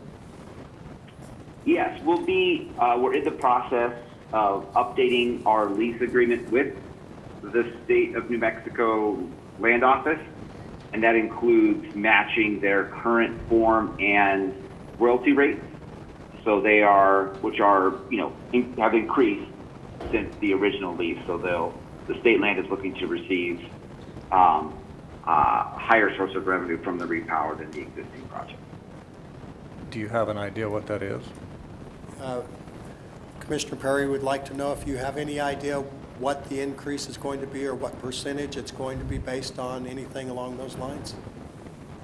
I don't. I believe that the royalty minimum now, I think, starts at 4%. And I believe that the previous lease was less than that. But I could certainly check those agreements. But the biggest change is going to be, like I said, the production of the project will be higher, and that's how we calculate the royalty. So those revenues to the state will increase just due to the production of the project. So it's going to increase, obviously, the royalty because you're increasing the usage, but it's not increasing the percentage. Is that right? The royalty percentage will be higher, as will the production. And what assurances do we have that these 5 in Chaves County are going to be remediated should they ever be in a disposition of disposal? I didn't. Under the lease, once you get into the ordinance, there's a lease provision, and there's a lease that you have to, and decommissioning of that. Might ask, So the question, and our attorney, Stan Riggs, answered it, but we'd like to get you to weigh in on it. So the question is, and I'm going to expand it just slightly, when the time comes for these to be decommissioned, what is the decommissioning plan for the new turbines that will be in place? Attorney Riggs told us he believed that that was going to be in the final agreement that we put forward here in a while in the ordinance and as a portion of the ordinance. And also to expand that question, how are you going to dispose of the 5 that you're taking down in Chaves County and the 30 that you're taking down in Roosevelt County? Where are they going to be dispersed? How are you getting rid of them? All that kind of stuff. Sure. So to answer the first question, decommissioning is a requirement in the state land lease for the existing project as well as for the repower project. So the state, our underlying site control documents require decommissioning. If there's something additional that the county would like to have in place, we're happy to do that as well. As far as removal of the existing project, our contractors have been given direction that they will need to be removing everything from the site out of the county, recycling as much material as possible, and nothing ending up in local landfills. And you say moving out of counties, are you also moving them out of Roosevelt County, or are you going to move ours to Roosevelt County and make us bad neighbors?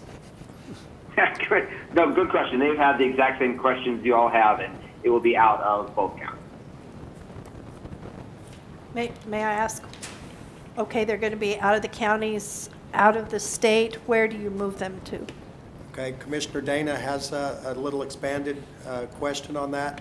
When you say out of the county, how far out of the county? Are you going out of state? Are you going to the Gulf of Mexico, Hawaii? Where are you headed?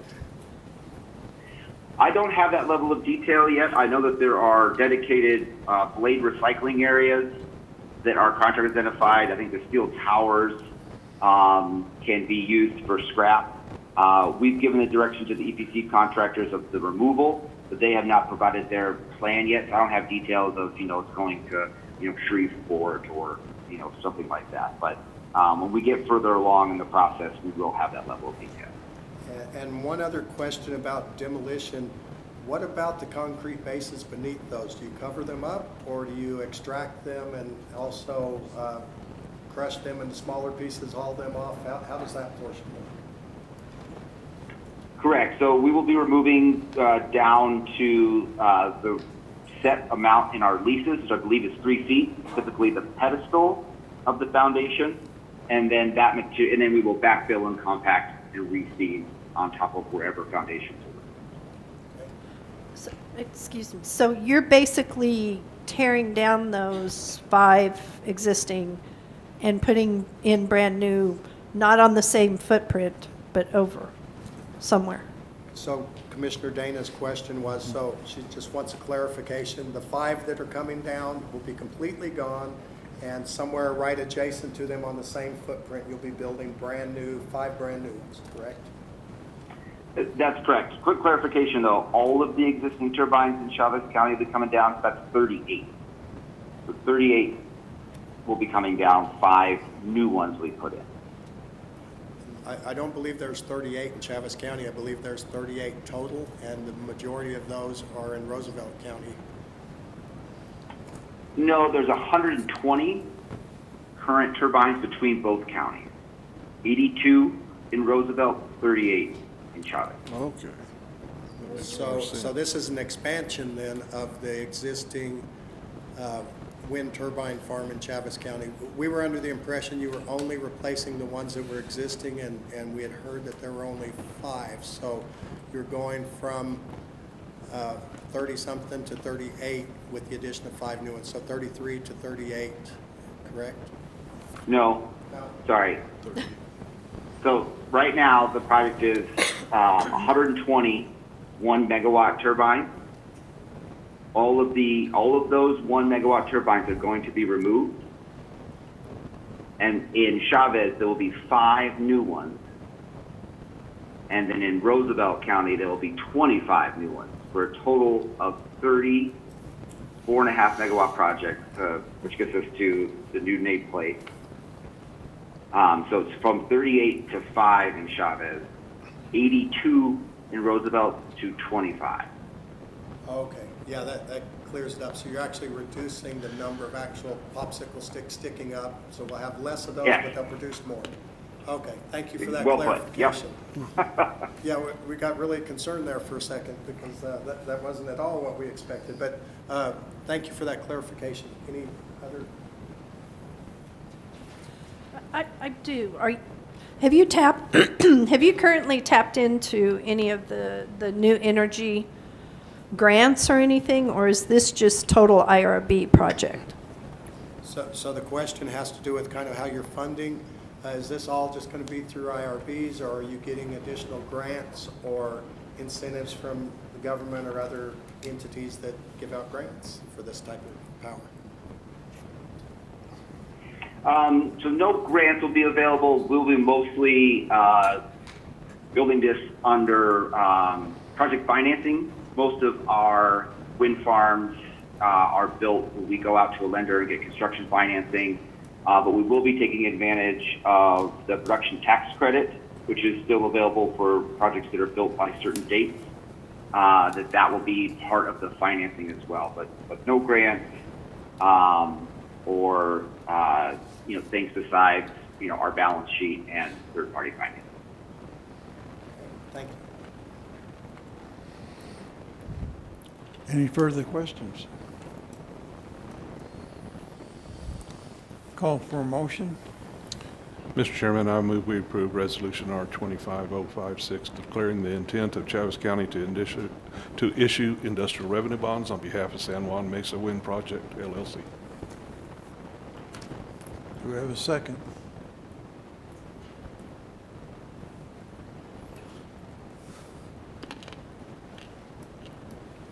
I'll second. Motion by Commissioner Wade, second by Commissioner Perry. Any further discussion? All in favor signify by saying aye. Aye. Opposed? I'm going to have to be a no. Commissioner Dana, no. 4-1. Passes 4-1. Thank you, sir. The motion passed 4-1, so we'll be in touch for the next step. Thank you, sir. Thank you very much. Appreciate everyone's time. You're welcome. Thank you, Commissioners.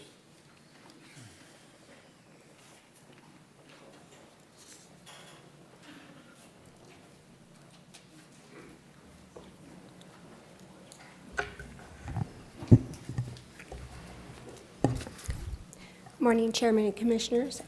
Agenda item, what are we on? 14? 8. Thank Number you. eight. This is Resolution R-25-057. On June the 26th, 2025, the Board of County Commissioners approved Resolution R-25-023, which designated the polling places for the 2026 primary and general elections and the 2027 regular local election. For convenience to the voters and to meet ADA requirements, we are requesting that the Boys and Girls Club located at 201 South Garden be replaced as a polling site with Mesa Middle School located at 1601 East Bland Street. All of the other 12 polling places will remain the same as passed in Resolution R-25023.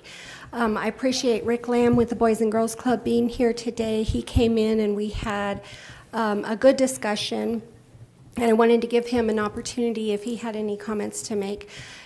With the schools being out now on Election Day, Mesa Middle School will be completely free of children, but he received all of them, and so it's kind of counterproductive to what we are trying to do with keeping the schools and the children safe. And so we kind of reached an agreement together that it would benefit the Boys and Girls Club for us to move over to Mesa Middle School. The principal there and the superintendent, Mr. Luck, have given us the approval to do that, and so that is what we are requesting from you today.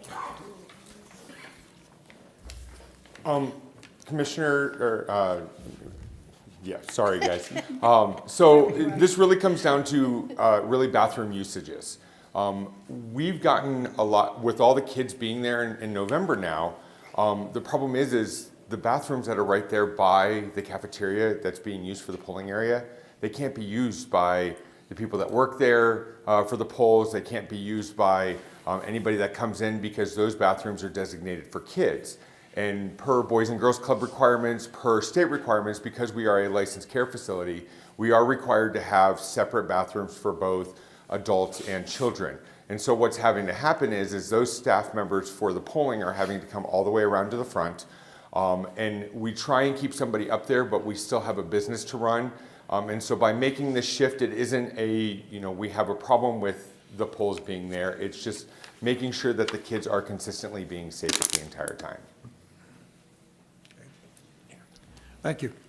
I'd like to say we appreciate you allowing us to use the Boys and Girls Club in the past. Thank you. We'll work with you. Do we have a motion?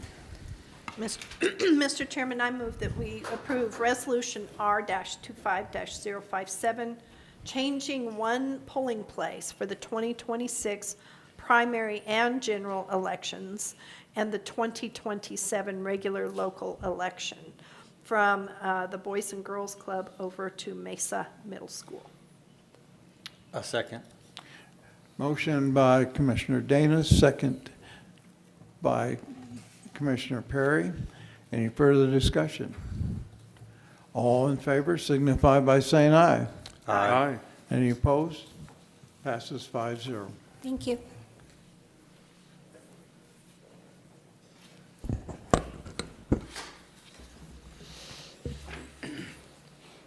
Good morning, Mr. Chairman, Commissioners.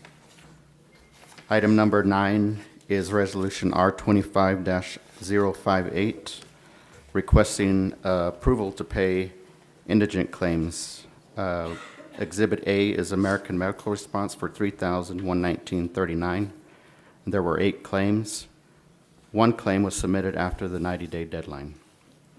Exhibit B is La Casa de Buena Salud for $31,873.40. There were 166 claims, 115 for dental, 50 for primary care, and 1 for mental health. Exhibit C is Trans Aero Medevac Air Ambulance for $5,000. There was 1 claim. The total for all claims submitted is $39,992.79, and there was 175 claims. Staff recommends approval. Do we have a motion? Chairman, I'd like to make a motion to approve Resolution R-25-058 concerning the presentation of indigent health care claims. I'll second the motion. Motion by Commissioner Perry, second by Commissioner Wade. Any further discussion? All in favor signify by saying aye. Aye. Passes Thank you, Mr. Chairman. 5-0.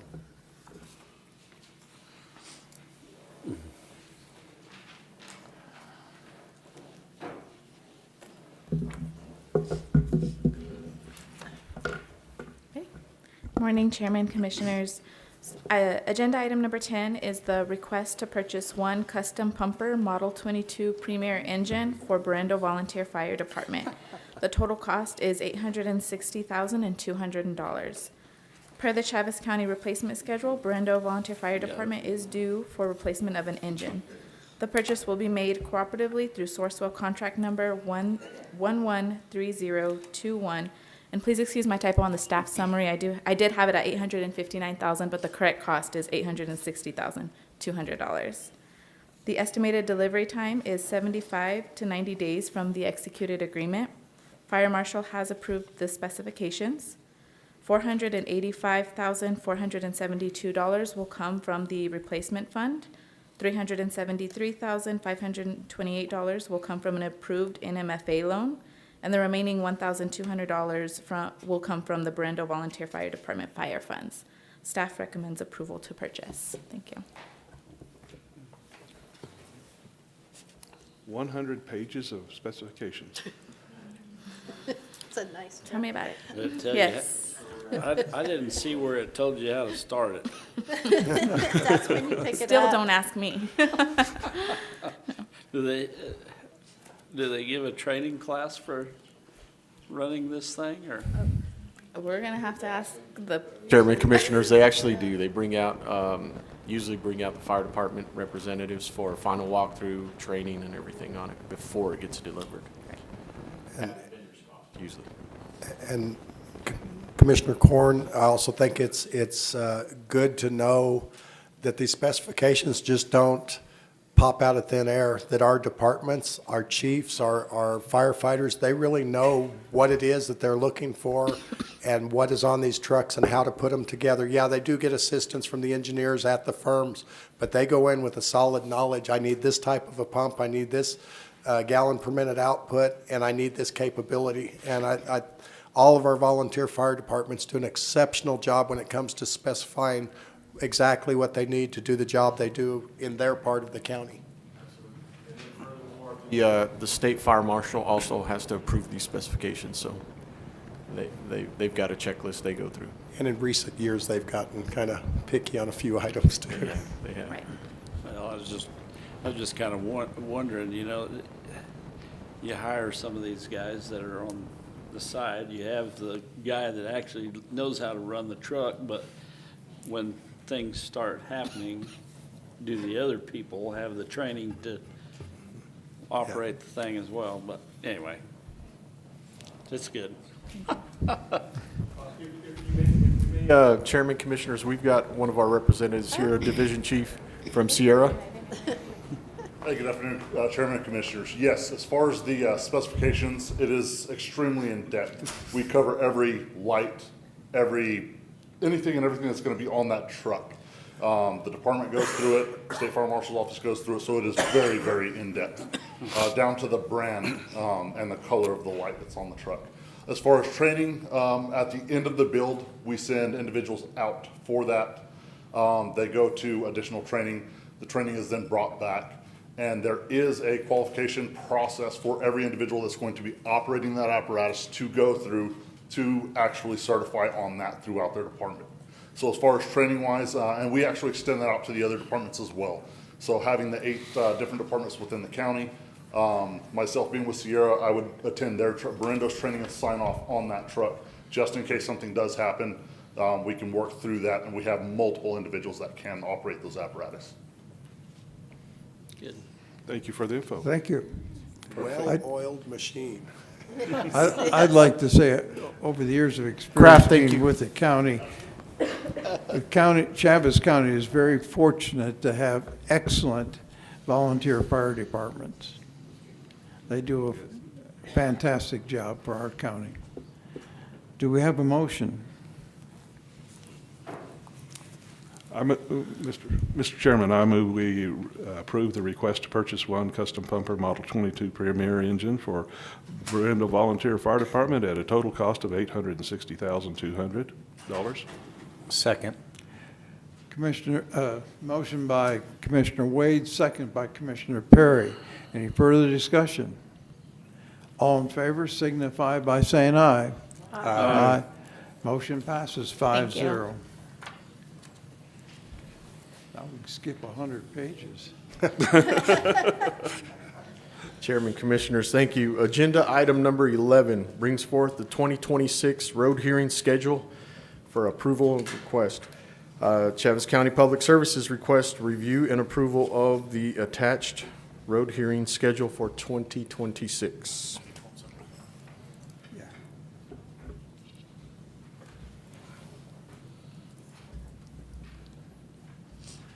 Do we have a motion on the hearing? Chairman, I'd like to make a motion to approve under other business agenda item 11, 2026 road hearing schedule approval request. Second, Mr. Chairman. Motion by Commissioner Perry, second by Commissioner Dana. Any further discussion? All in favor signify by saying aye. Aye. Aye. Motion passes 5-0. Thank you.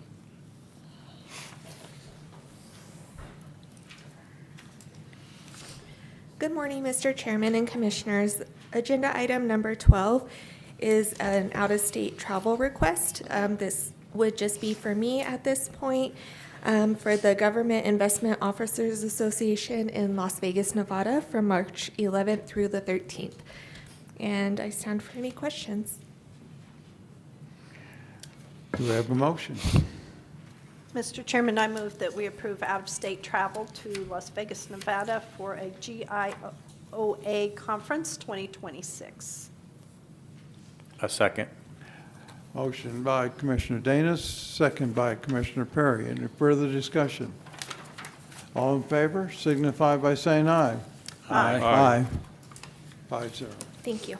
Mr. Chairman, before you move on to checks and reports, I'm not sure because I was walking back. I don't know if we got permission to publish for the ordinance.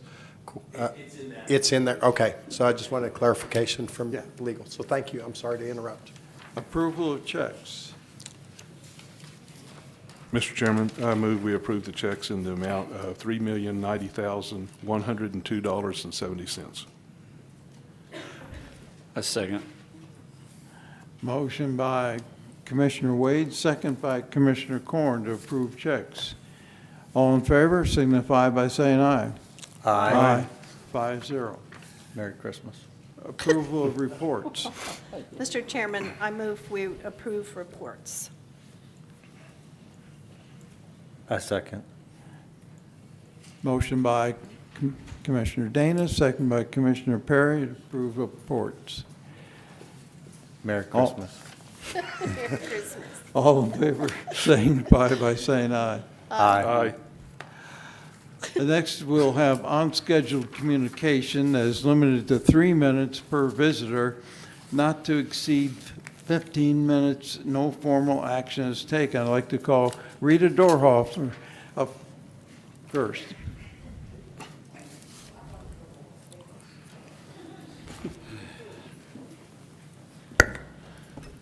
Thank you. Rita Kane Dorhofer, very narrow, unstriped Chicago Bears and University of Miami mailbox, Mark Road. Whoa, it's been a long time since I've been up here giving a report, like 6, 7, 8 months.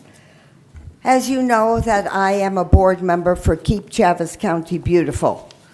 And the reason that I always come at the end is because I don't ask you for any money. We don't need the money, we write grants.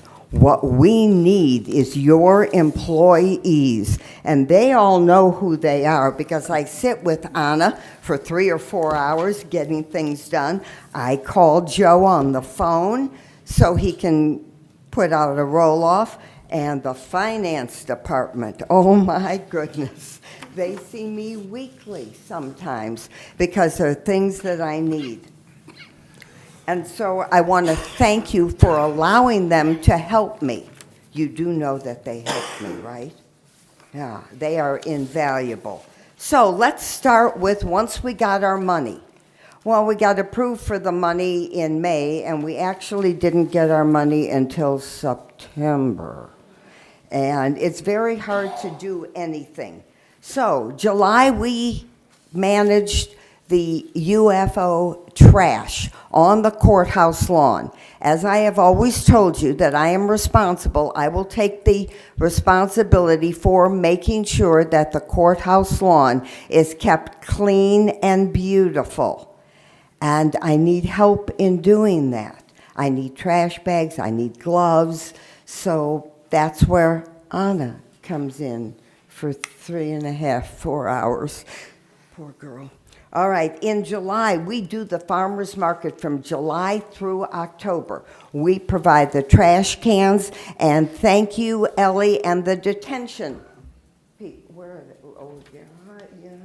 Okay, the detention people allow Ray to bring his community service workers to help me pick up trash. Well, I don't actually pick up trash. I monitor them picking up trash. And Ray is marvelous. I mean, he has those people helping us. And if you've ever known, if you've ever come on out, I have seen Bill out there many times just making sure you do buy stuff, right? I do. Yeah, you do. But to making sure that we all are on the same page about keeping the lawn immaculate. I have this year ordered doggy poop bags because you have no idea how many people will bring their dogs and do not bring doggy poop bags. Well, I run after them. Well, I walk very fast with my rollator after them to make sure that they keep Chaves County beautiful. The kids are a different problem. We're not even going to talk about the kids. All right, in September, we did the Piñata Fest, and I had to apologize to Mike because I could not be out at the air races. But the 4x4, the Chicago Cubs 4x4, was out there. All right, we did the cleanup of trash for the Piñata Fest and the chili cheese. And it's a big thing to, have you ever picked up trash? Yeah, well, if you haven't, you can come with me and I will show you the proper way to hold trash. And from July through October, we get a roll-off. Thank you, Joe. Sometimes I call Joe, sometimes I call Angela, but we always have a roll-off, so we're not using the city's trash receptacles because it's very nasty talking to them about using their trash receptacles. October, we did a cleanup at the cemetery because I thought I heard a rumor that they were going to, on the outside of the fence on 285. You know how trashy that is? Yes. So we do that twice a year. And we will do that again on the 27th of December. I asked the wrestling team, thank you, the Sheriff's Department, for letting us use your conference room. Not so much a conference room, it's the toilets that they let us use. Yes, and we really do appreciate that. And so the 27th of December, they picked it, not mine, not my holiday, so they said we can do that.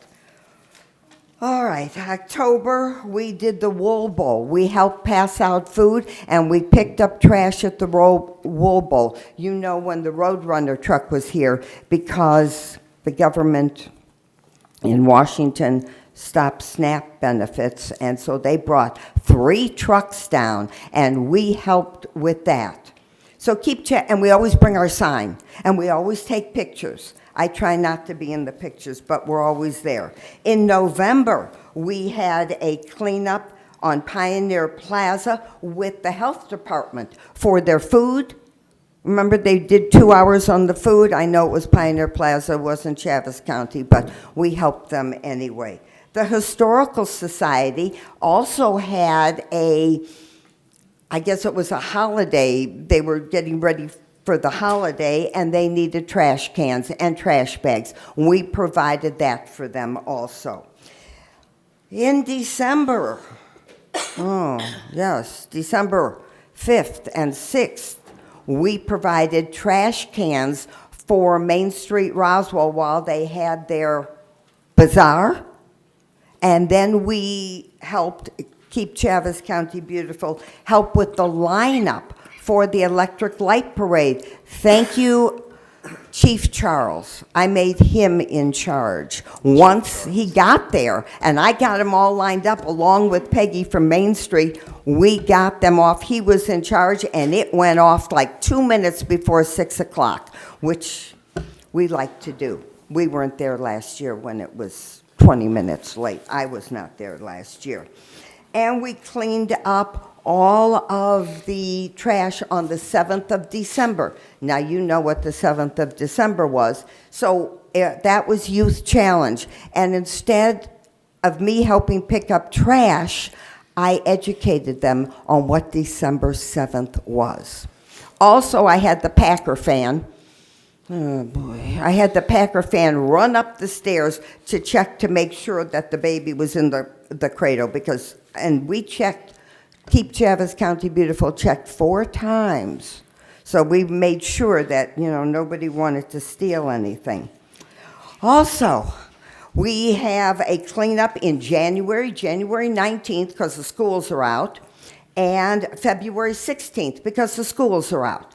So, and hopefully that will be our last. So that will be the last time that you'll see me, Annabelle, until, well, maybe before then too.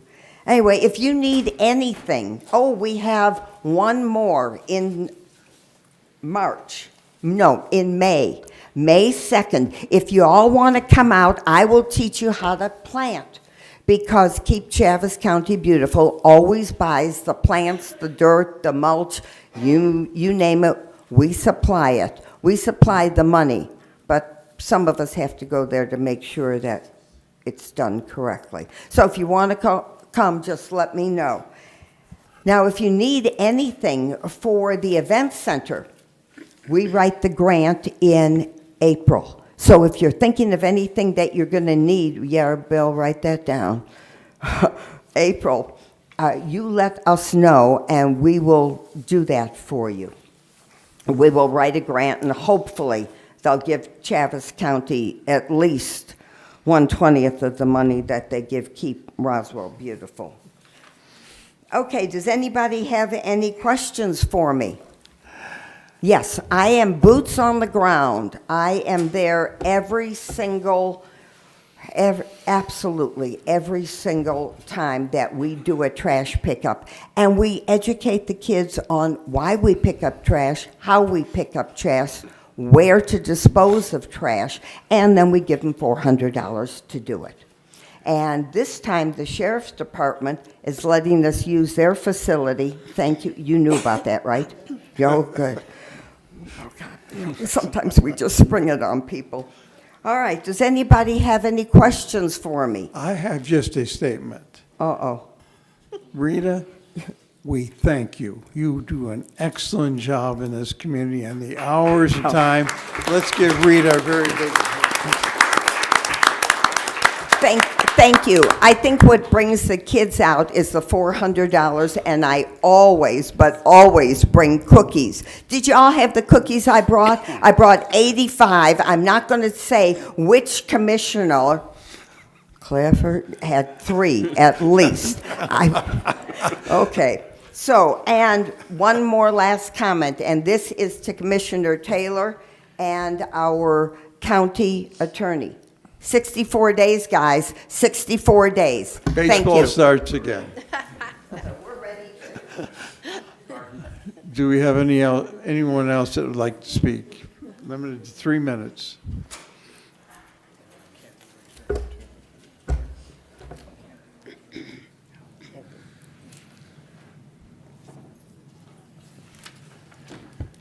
Ron Martinez, 2801 West 25th Street. Thank you, ma'am, very much for breaking the ice.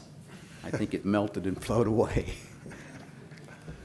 I'd like to begin by saying I'm a resident of the ETZ. We have 2 acres out in our neighborhood. We also have other adjoining properties.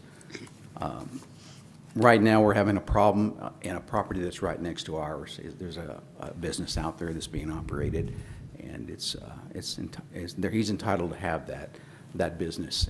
But the only exception is that he's using it or outside the parameters of the ordinance. There's one provision that's being violated, and that is the number of people that are coming to that residence on a daily basis. And so I'm in contact with Bill and Planning and Zoning, and we're working on this. And I just wanted to make everybody aware of what's going on out there, so you're not caught without knowing. So those are my comments. I appreciate you. Thank you very much.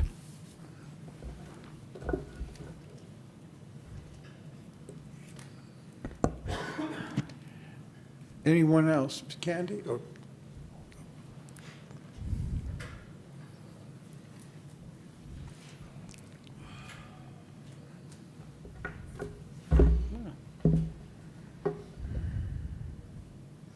All right, good morning. My name is Michael Hernandez. Your address, please. 610 West 5th here in Roswell. I'm here today to present a petition on behalf of my wife, Jody Hernandez. It has been signed. It's got over 600 signatures, and over 500 of those are just here in Roswell, and it's reached far beyond New Mexico. And that's just been in a few days. The outpouring of support sends an unmistakable message. Our community overwhelming wants the nativity scene restored as a part of the courthouse Christmas display. The ACLU's demand to remove the nativity scene was constitutionally weak, and our city's decision to surrender without any resistance was a serious mistake. The U.S. Supreme Court has ruled again and again that nativity scenes on public property are fully constitutional when included in elements such as Christmas trees, lights, reindeers, Santa figures, and other seasonal decorations. The controlling precedent is the 1984 Supreme Court decision in Lynch versus Donnelly, where the court explicitly held up the nativity scene because it was surrounded by secular symbols like reindeers pulling Santa's sleigh, Christmas trees, and more. The justices made clear that these displays celebrate the holiday season in a cultural and historical way without endorsing or coercing religion. Legal experts and the courts have long referred to this common sense standard as the reindeer rule. Our display already featured Christmas trees and lights, elements that are recognized as purely secular holiday symbols. Rather than surrender, the city could have taken the simple proven steps and adding a few more secular items such as reindeer figures of Santa as displays. Communities across the country do exactly this every year. They satisfy the reindeer rule and keep their nativity scenes without losing in court. It would have been a quick, low-cost fix that preserved the display and demonstrated backbone. By folding immediately, we have invited further attacks and set a dangerous precedent. If we don't push back now, what's next? Will the Ten Commandments monuments on our own courthouse lawn be the next target? We don't have to guess that. This already happened elsewhere. This year in Jefferson County, Illinois, a long-standing Ten Commandments display was removed from the courthouse grounds after ACLU-backed litigation forced the court to relocate it to a private property. Once you start retreating, the demands will never stop. This isn't about establishing a religion, it's about respecting the constitutional rights of the majority of the residents who wish to acknowledge the religious and cultural significance of Christmas and Christmas in a balanced, inclusive public display. So more than 600 signatures have been collected in just a few days. So that proves that beyond any doubt that our community stands firmly behind restoring the nativity scene alongside those secular elements. So I respectfully urge the council to correct this unnecessary surrender, restore the nativity scene as part of the display, add any modest secular elements needed to reinforce the reindeer rule if desired, and show that our city will defend its constitutional rights and stand clear and the clear will of its people. Thank you. Not a public speaker, so. Did great. You did great. And I do have a list here.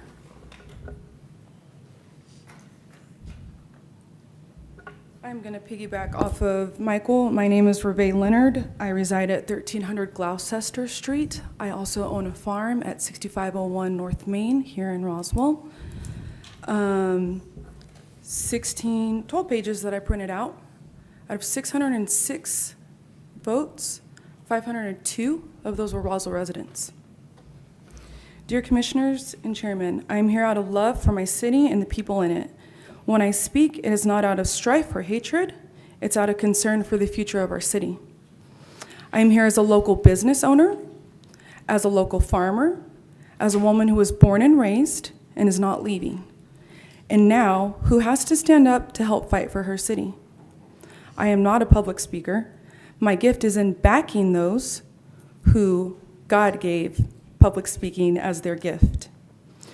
So for me to stand in front of you shows you that the people who are like-minded as me are concerned.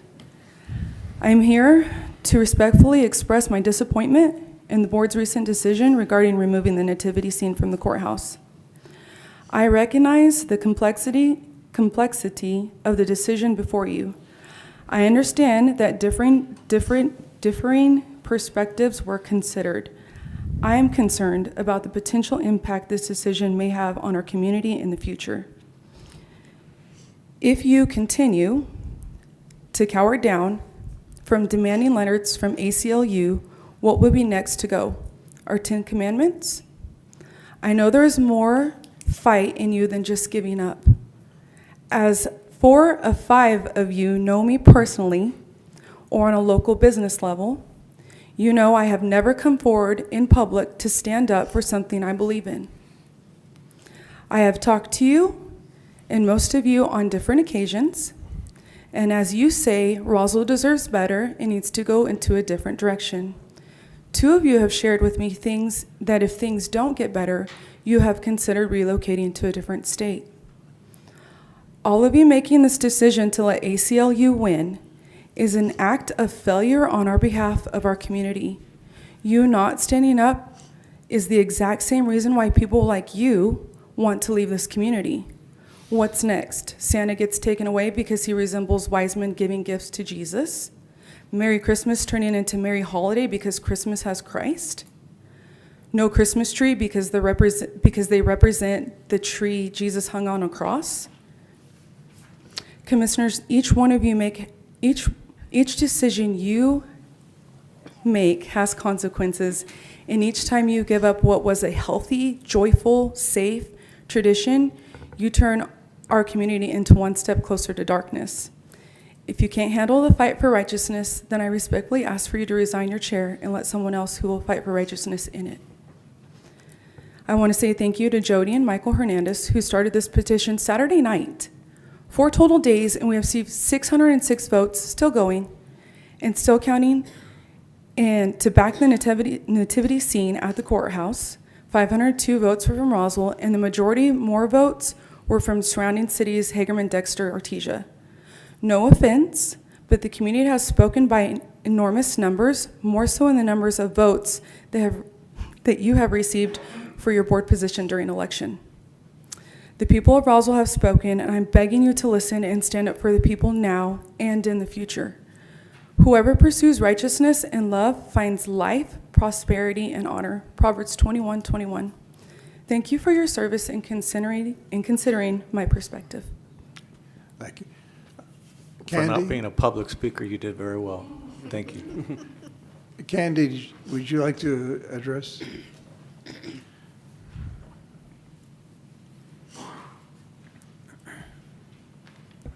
Thank you. Candy Ezell, 8501 North Spence Road, Lake Arthur, New Mexico. Maybe I missed it. Whenever the gentleman was up here talking about Resolution 7, about the industrial revenue bonds for the San Juan Mesa Wind Project, he was really confusing me. I think he was confusing quite a few people. He said that there's 5 in place now, and that's close to Elida, I'm assuming? I learned a whole bunch of new stuff, and if you don't mind me responding real quick. Apparently, I thought there were only 5 and they were going to retrofit 5. Apparently, there were 38. They're removing 33 and only retrofitting 5 because the capacity output will exceed the 33. Right, but they're not retrofitting them. Yeah, building new. Yeah, they're actually building new on the same location. And I'm like you. When he said that, it was a little different than we understood initially. Okay, so the way I understood it, they are going to dismantle those current wind turbines, put up the 4.5 megawatt turbines in their place. But the thing that concerns me about it is how much cement they've already put down hole right now, and they are moving off-site to do that some more. I do have a problem with that, and I'm not finished yet. Part of this is state land and part of it is private land. And you ask about county road use agreement. I have received numerous phone calls from people that live on White Mill Road because those turbines are turning off of US 70 coming in from the Tatum side, going down White Mill Road, going all the way down to Midway off of White Mill Road before they turn back to get on 285 to take them wherever they're going.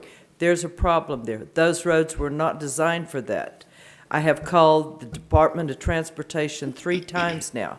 Well, we will make sure that that doesn't happen anymore, and it does. So there is a problem. Let's see, what was my other one there? I appreciate yes, Rita is still here. I've kind of taken things into my own hand now. I do live down back in the Cottonwood area. That's where I grew up in Chaves County. And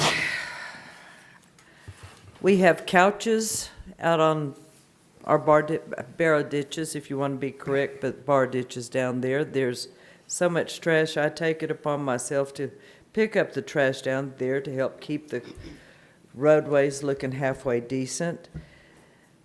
And I don't know how you go about fixing people's mindset it's okay to throw stuff out. Well, it's still all of our backyard.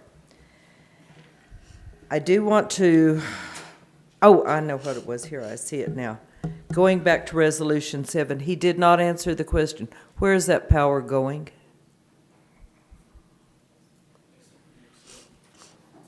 Where is XL sending that power? That's the question. Somebody is making some money off of there. I appreciated, I never can say his name right, Brian Hotelan with the flood control giving his report.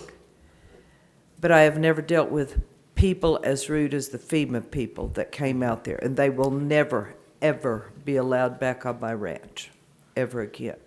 The river had silted in so bad you could line up 10 semis side by side and drive across that river because of all the silt that was in it. It literally blocked everything.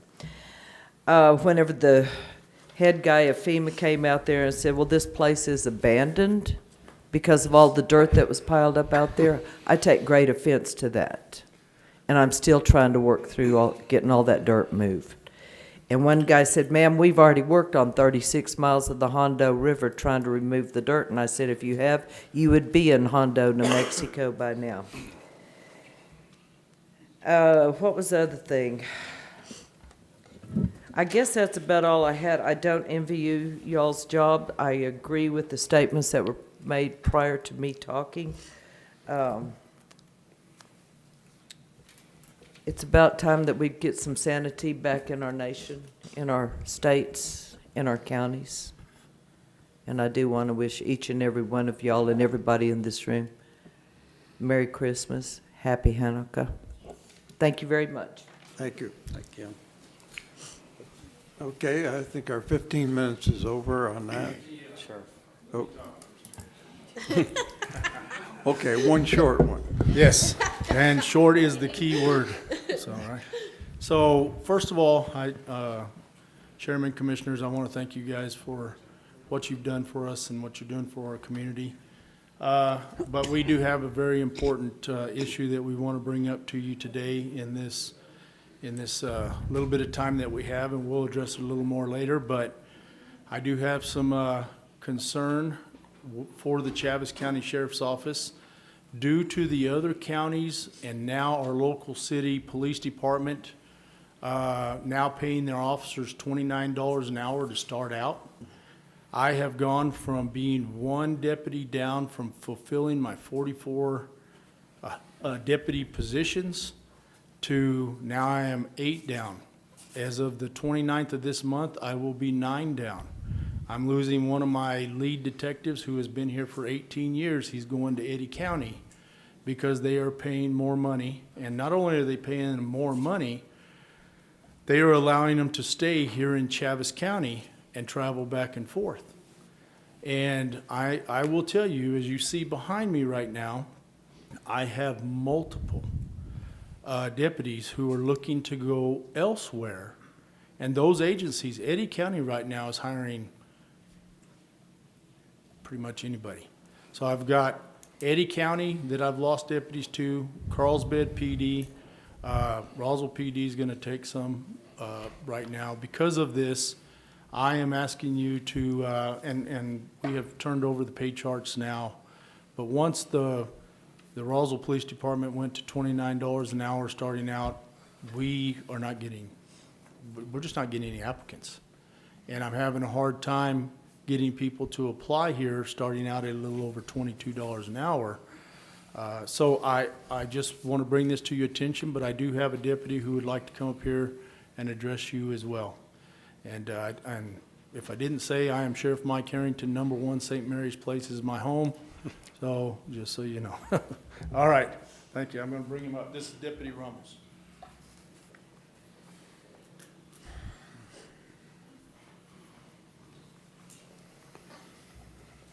Good morning. Detective Raul Ramos, number 1 St. Mary's Place. Chairman, Commissioners, thank you for the opportunity to speak today.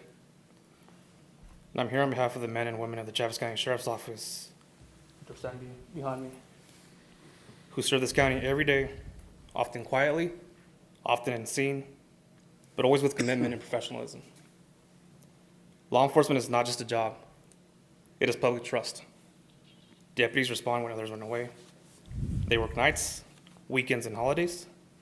They handle violent crimes, domestic disputes, mental health crises, and life-threatening emergencies, often with limited resources and increasing expectations.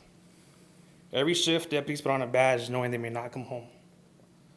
They see trauma most people will never witness, and they carry the weight of this community's worst moments and still show up the next day to serve with professionalism and restraint. But here's the hard truth. Dedication alone does not pay the bills. This is not a choice anyone who risks their life for this county should have to make.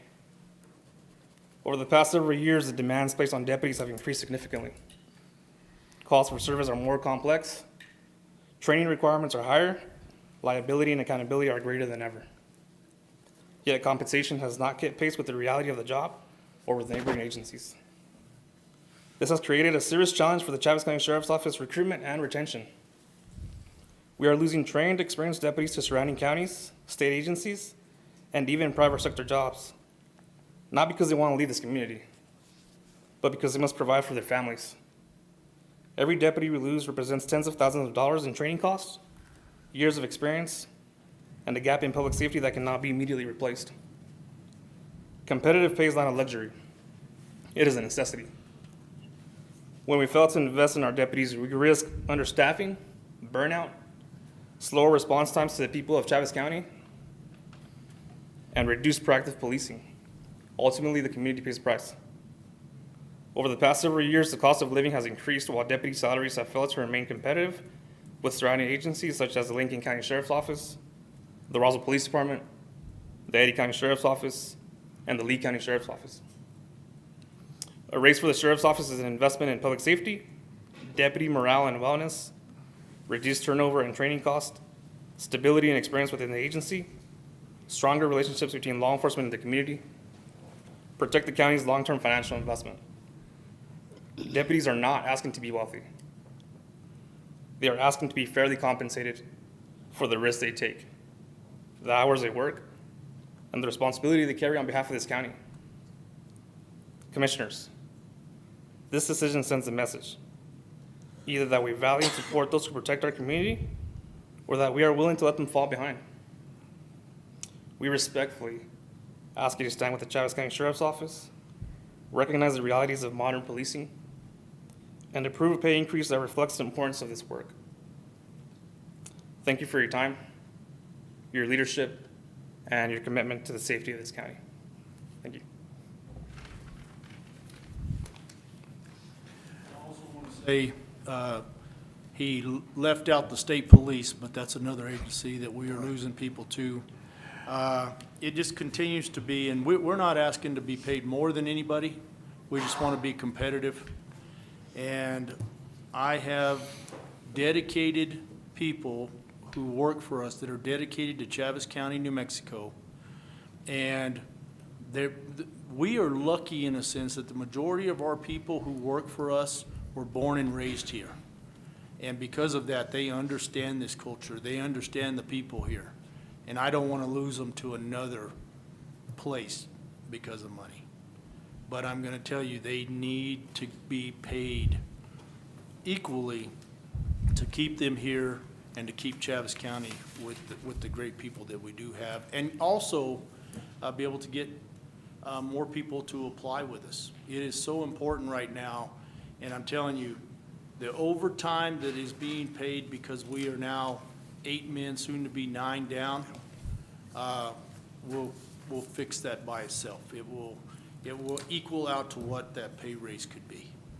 So I appreciate you, but we need this done as soon as possible, because if not, I will be, and Chaves County will be, and I'm going to say it, we're going to be in danger because we will not be able to provide the law enforcement protection that we are required to. Thank you. Ready? Okay. County manager's comments.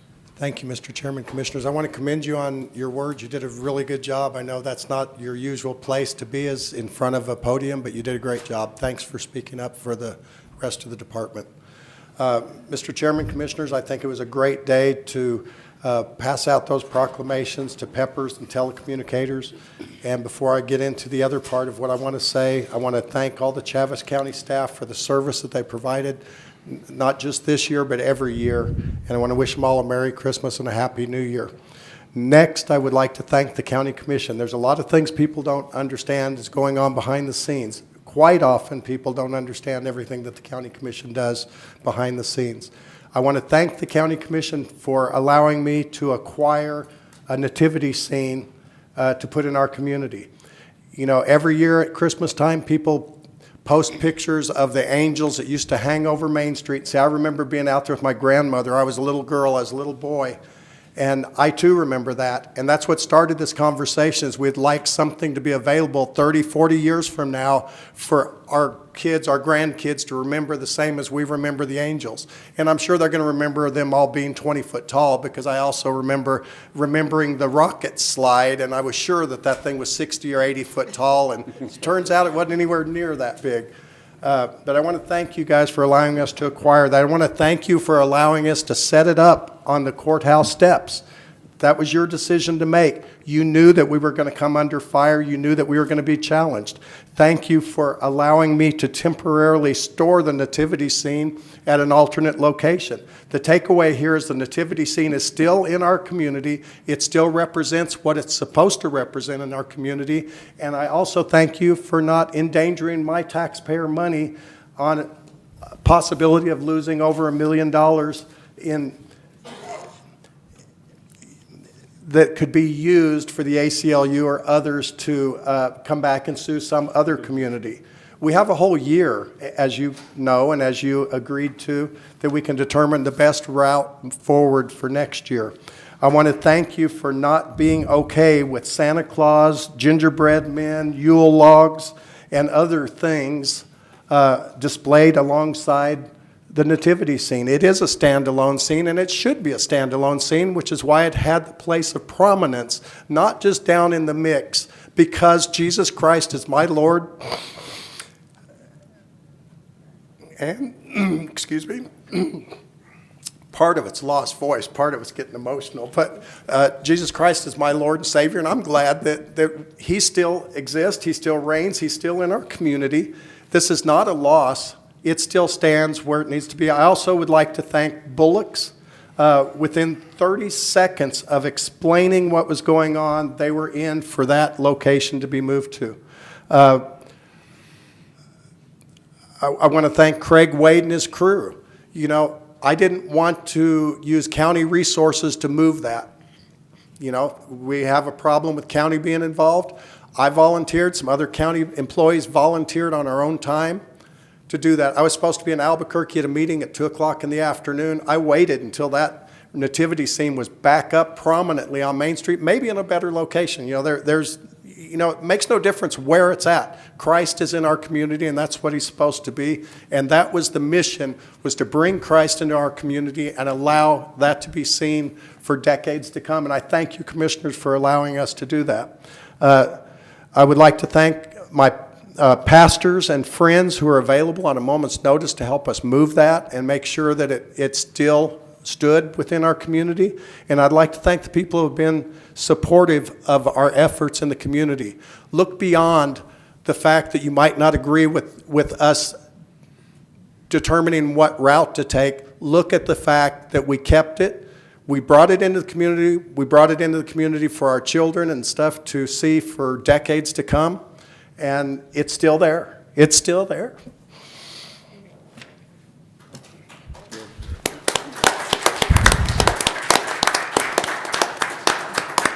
Commissioner Dana, Dare, comments? Thank you, Mr. Chairman. First of all, I would like to say thank you, Bill, thank you, Commissioners. Yeah, I think I'm with you, Bill. It sends a message no matter where it is. It's still downtown. It's still there, and it's, no matter where it is. It just goes to show you that one voice who complains, but yet there was a whole lot more, just like they said, 600. I've gotten calls and emails. There's a whole lot more voices that were with us than against us. So we did stand our ground, and we will. I would like to say, thank you to our law enforcement. I do pray for you guys because I know I've been on the receiving end, and you guys were there, and you were there for me and for my family. So I do thank you. And, hopefully we can work something out. I know it's so hard because, we do have counties around us that have, a lot of money. We run into this situation with everything. Oh, well, Lee County can and Eddy County can. Well, we understand that. And they have oil and gas, and we have our resources too. But we try to do what we can do, and we always will try. We bought a pumper truck for Berindo. We try and keep up with the equipment. But the one thing I will say is we will not spend like drunken sailors like the state does and some other cities do. We have to live within our means, but hopefully that is taking care of our men and women who work for us and who go out there for us. I would like to say thank you to our staff, everybody. We appreciate everything that you've done this year. Thank you, Ms. Rita, for the recap. That was wonderful. I didn't realize how much you had done, a lot. I'll try and make some of those too. And yes, I've picked up trash at our trash sites. But thank you to all of our staff for everything that you do. We really appreciate you. And like I said, it's behind the scenes. Nobody knows what goes on behind the scenes unless you walk into their office and you sit down with them. And I sit down with them and I find out what they're doing and why, because I have questions and my constituents have questions. But Merry Christmas, Happy Hanukkah, Happy Holidays. It doesn't matter. It doesn't matter. It's all the holidays, and we're all one, and we're all together, and we are a great family here in Chaves County. And I thank you, Mr. Chairman, and I thank all of you. Commissioner Wade. I'm just so thankful for everything. We're a week away from the celebration of our Savior's birth. And I'm just filled with thankfulness for the community, for the people who serve us. And thank you, Bill, for standing up and making sure that was the nativity scene is prominently displayed in our community.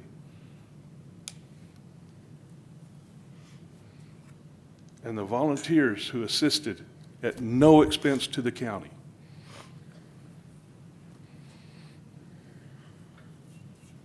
I want to thank all of them, because hopefully this may become a permanent place that it can be displayed for the Christmas, and enhancements can be made along the way. And it's maybe more people can see it there where it is now than As I was driving by yesterday, there were people gathered there in front, and it just makes me feel a whole lot better that it is there. Thanks to the Bullocks family for providing the place.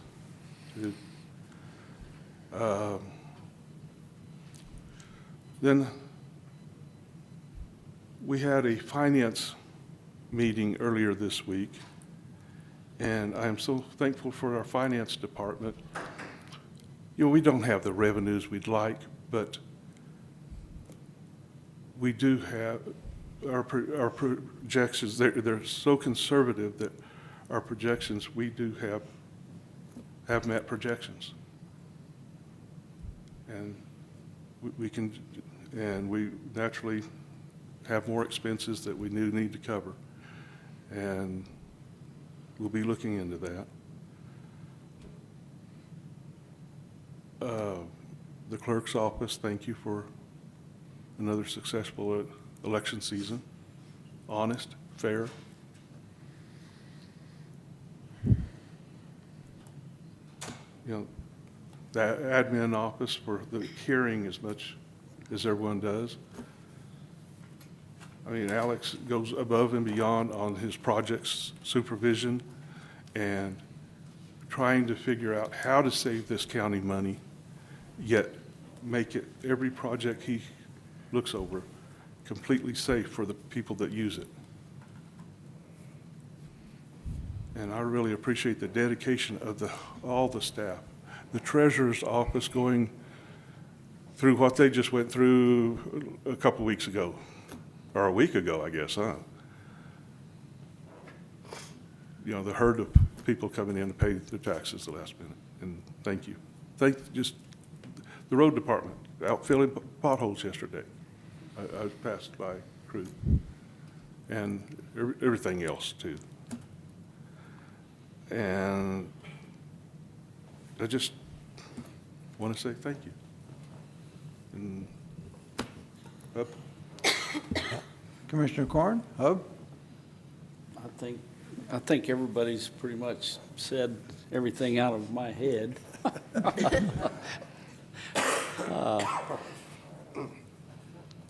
The sheriff's office, I appreciate y'all's concerns, and, you know, it's something we're going to have to kind of look into. We'll get something figured out. We can't just keep losing everybody. We need to stay safe. Joe, I know you're on top of everything and doing a good job. All the staff doing a good job. Everybody's concerns about the nativity scenes. I mean, you guys have pretty much said it. We need to just, Bill, you've done an excellent job. The people that showed up and showed their concerns, that's what we need. You know, we need to kind of push back on some of these people. Candy, I appreciate you showing up and giving us our little chat.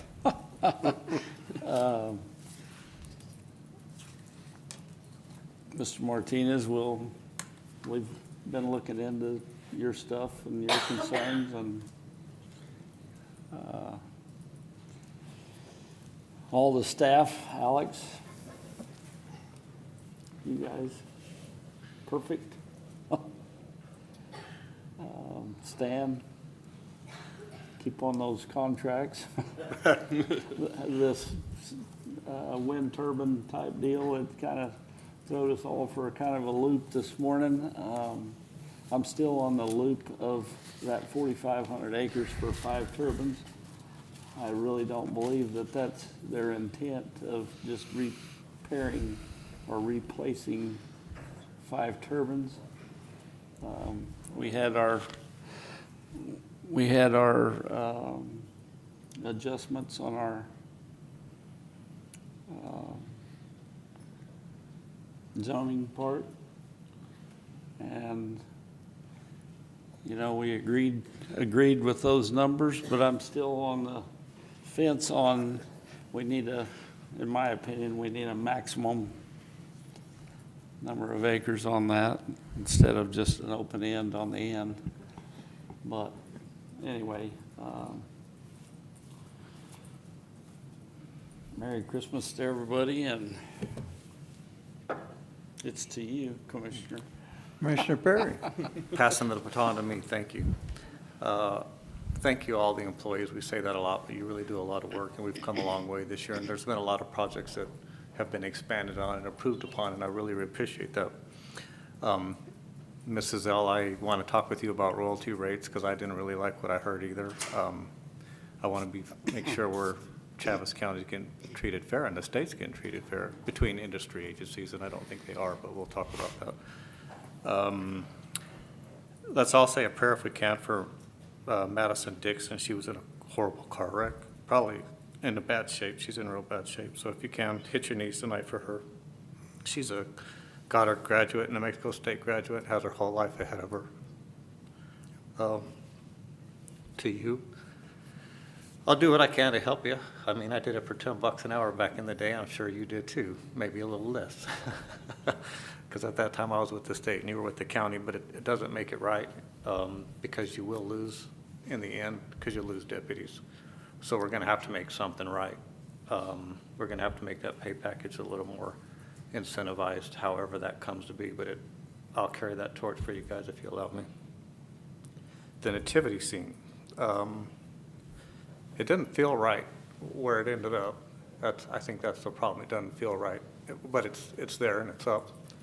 And that's kind of the heartburn and the rub with some of it. But if you really think about this system that came to be, I remember Bill and I talking about buying this right there because they didn't want to put the tree up last year because it was a pain to put the tree up. Dangerous too. It was hard, I guess. So we thought, well, we'll just order a nativity scene. So that's where it started right there. And here we are a year later where we're a little bit offended and we're a little bit frustrated at how we had to move it and where it sits. And I guess this is where I try to be positive and we'll say all that offensiveness and how we feel about it has kind of brought 700 people or 600 people to sign a petition and say, you know, we're offended. We're not liking this. We don't feel right. And what are they all talking about? And that's Jesus Christ, right? And that's a good thing that people are talking about that and they're a little bit motivated. So maybe that brings us to a spot where we're going to make this nativity scene better than it's ever been next year, and hopefully the year after that we make it better, and then we make it bigger, and then people are taking pictures, and people are driving by, and instead of looking at lights at some guy's house that's spending obviously too much electricity money on his house, we need to put it on a nativity scene. And I promise you next year it's going to be bigger and better than you've ever seen it, and the sheriff's office is going to be in a little better shape, and we're all going to be in a better spot, but we got to start it with positive projections and move that direction. And that's as positive I can get on the whole nativity thing, but I think we're talking and we're going the right direction. So remember, this is the season that everybody's supposed to get together and hug their feelings, hug their family, and forgive a little bit and love a little bit. Do all those good things. Thank you for allowing me to be a commissioner another year. Appreciate it. Perfect.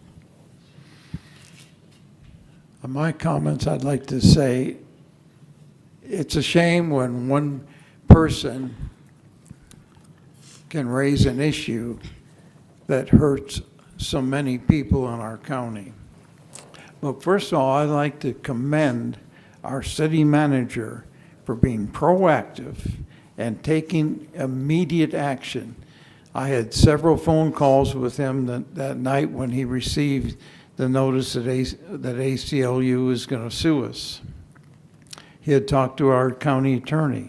He talked with me, and we decided we need to find another location. 8 o'clock the next morning, Bill calls me. He says, I've got the ideal location next to Bullock's. And it was done.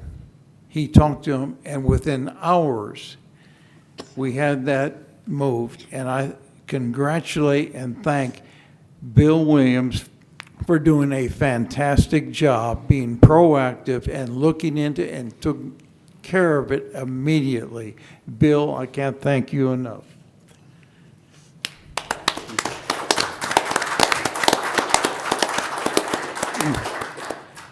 I think there's been many positive things that have happened in our community. We have new businesses that are coming in, and it's, I think, a bright future for our community. Things are looking up. But I want to thank all our employees. We have a great staff here in Chaves County. They work hard and they're so committed. Look at the lobby. I want to thank the employees. They all got together and put up Christmas trees out there in the lobby, and they're beautiful. Thank you to the entire staff that worked on that. I thank all our staff. Every department excels in Chaves County, and they make it a family. And that's one of the great things. With this season, we all have to remember what the season really is. And I hope that all of us can have a prayer for peace. There's too much war and hurt in our nation. We have what's going on in the Middle East. We have what's going on with Russia. Pray for peace. That's the biggest gift that all of us can have, if we could have some peace in this world. And with that, I'd like to wish everyone a very Merry Christmas, a Happy Hanukkah. And I have a special thank you to the greatest Cub fan for bringing me a Dodger pin. So thank you, Rita. God bless you all, and have a Merry Christmas and a Happy Hanukkah.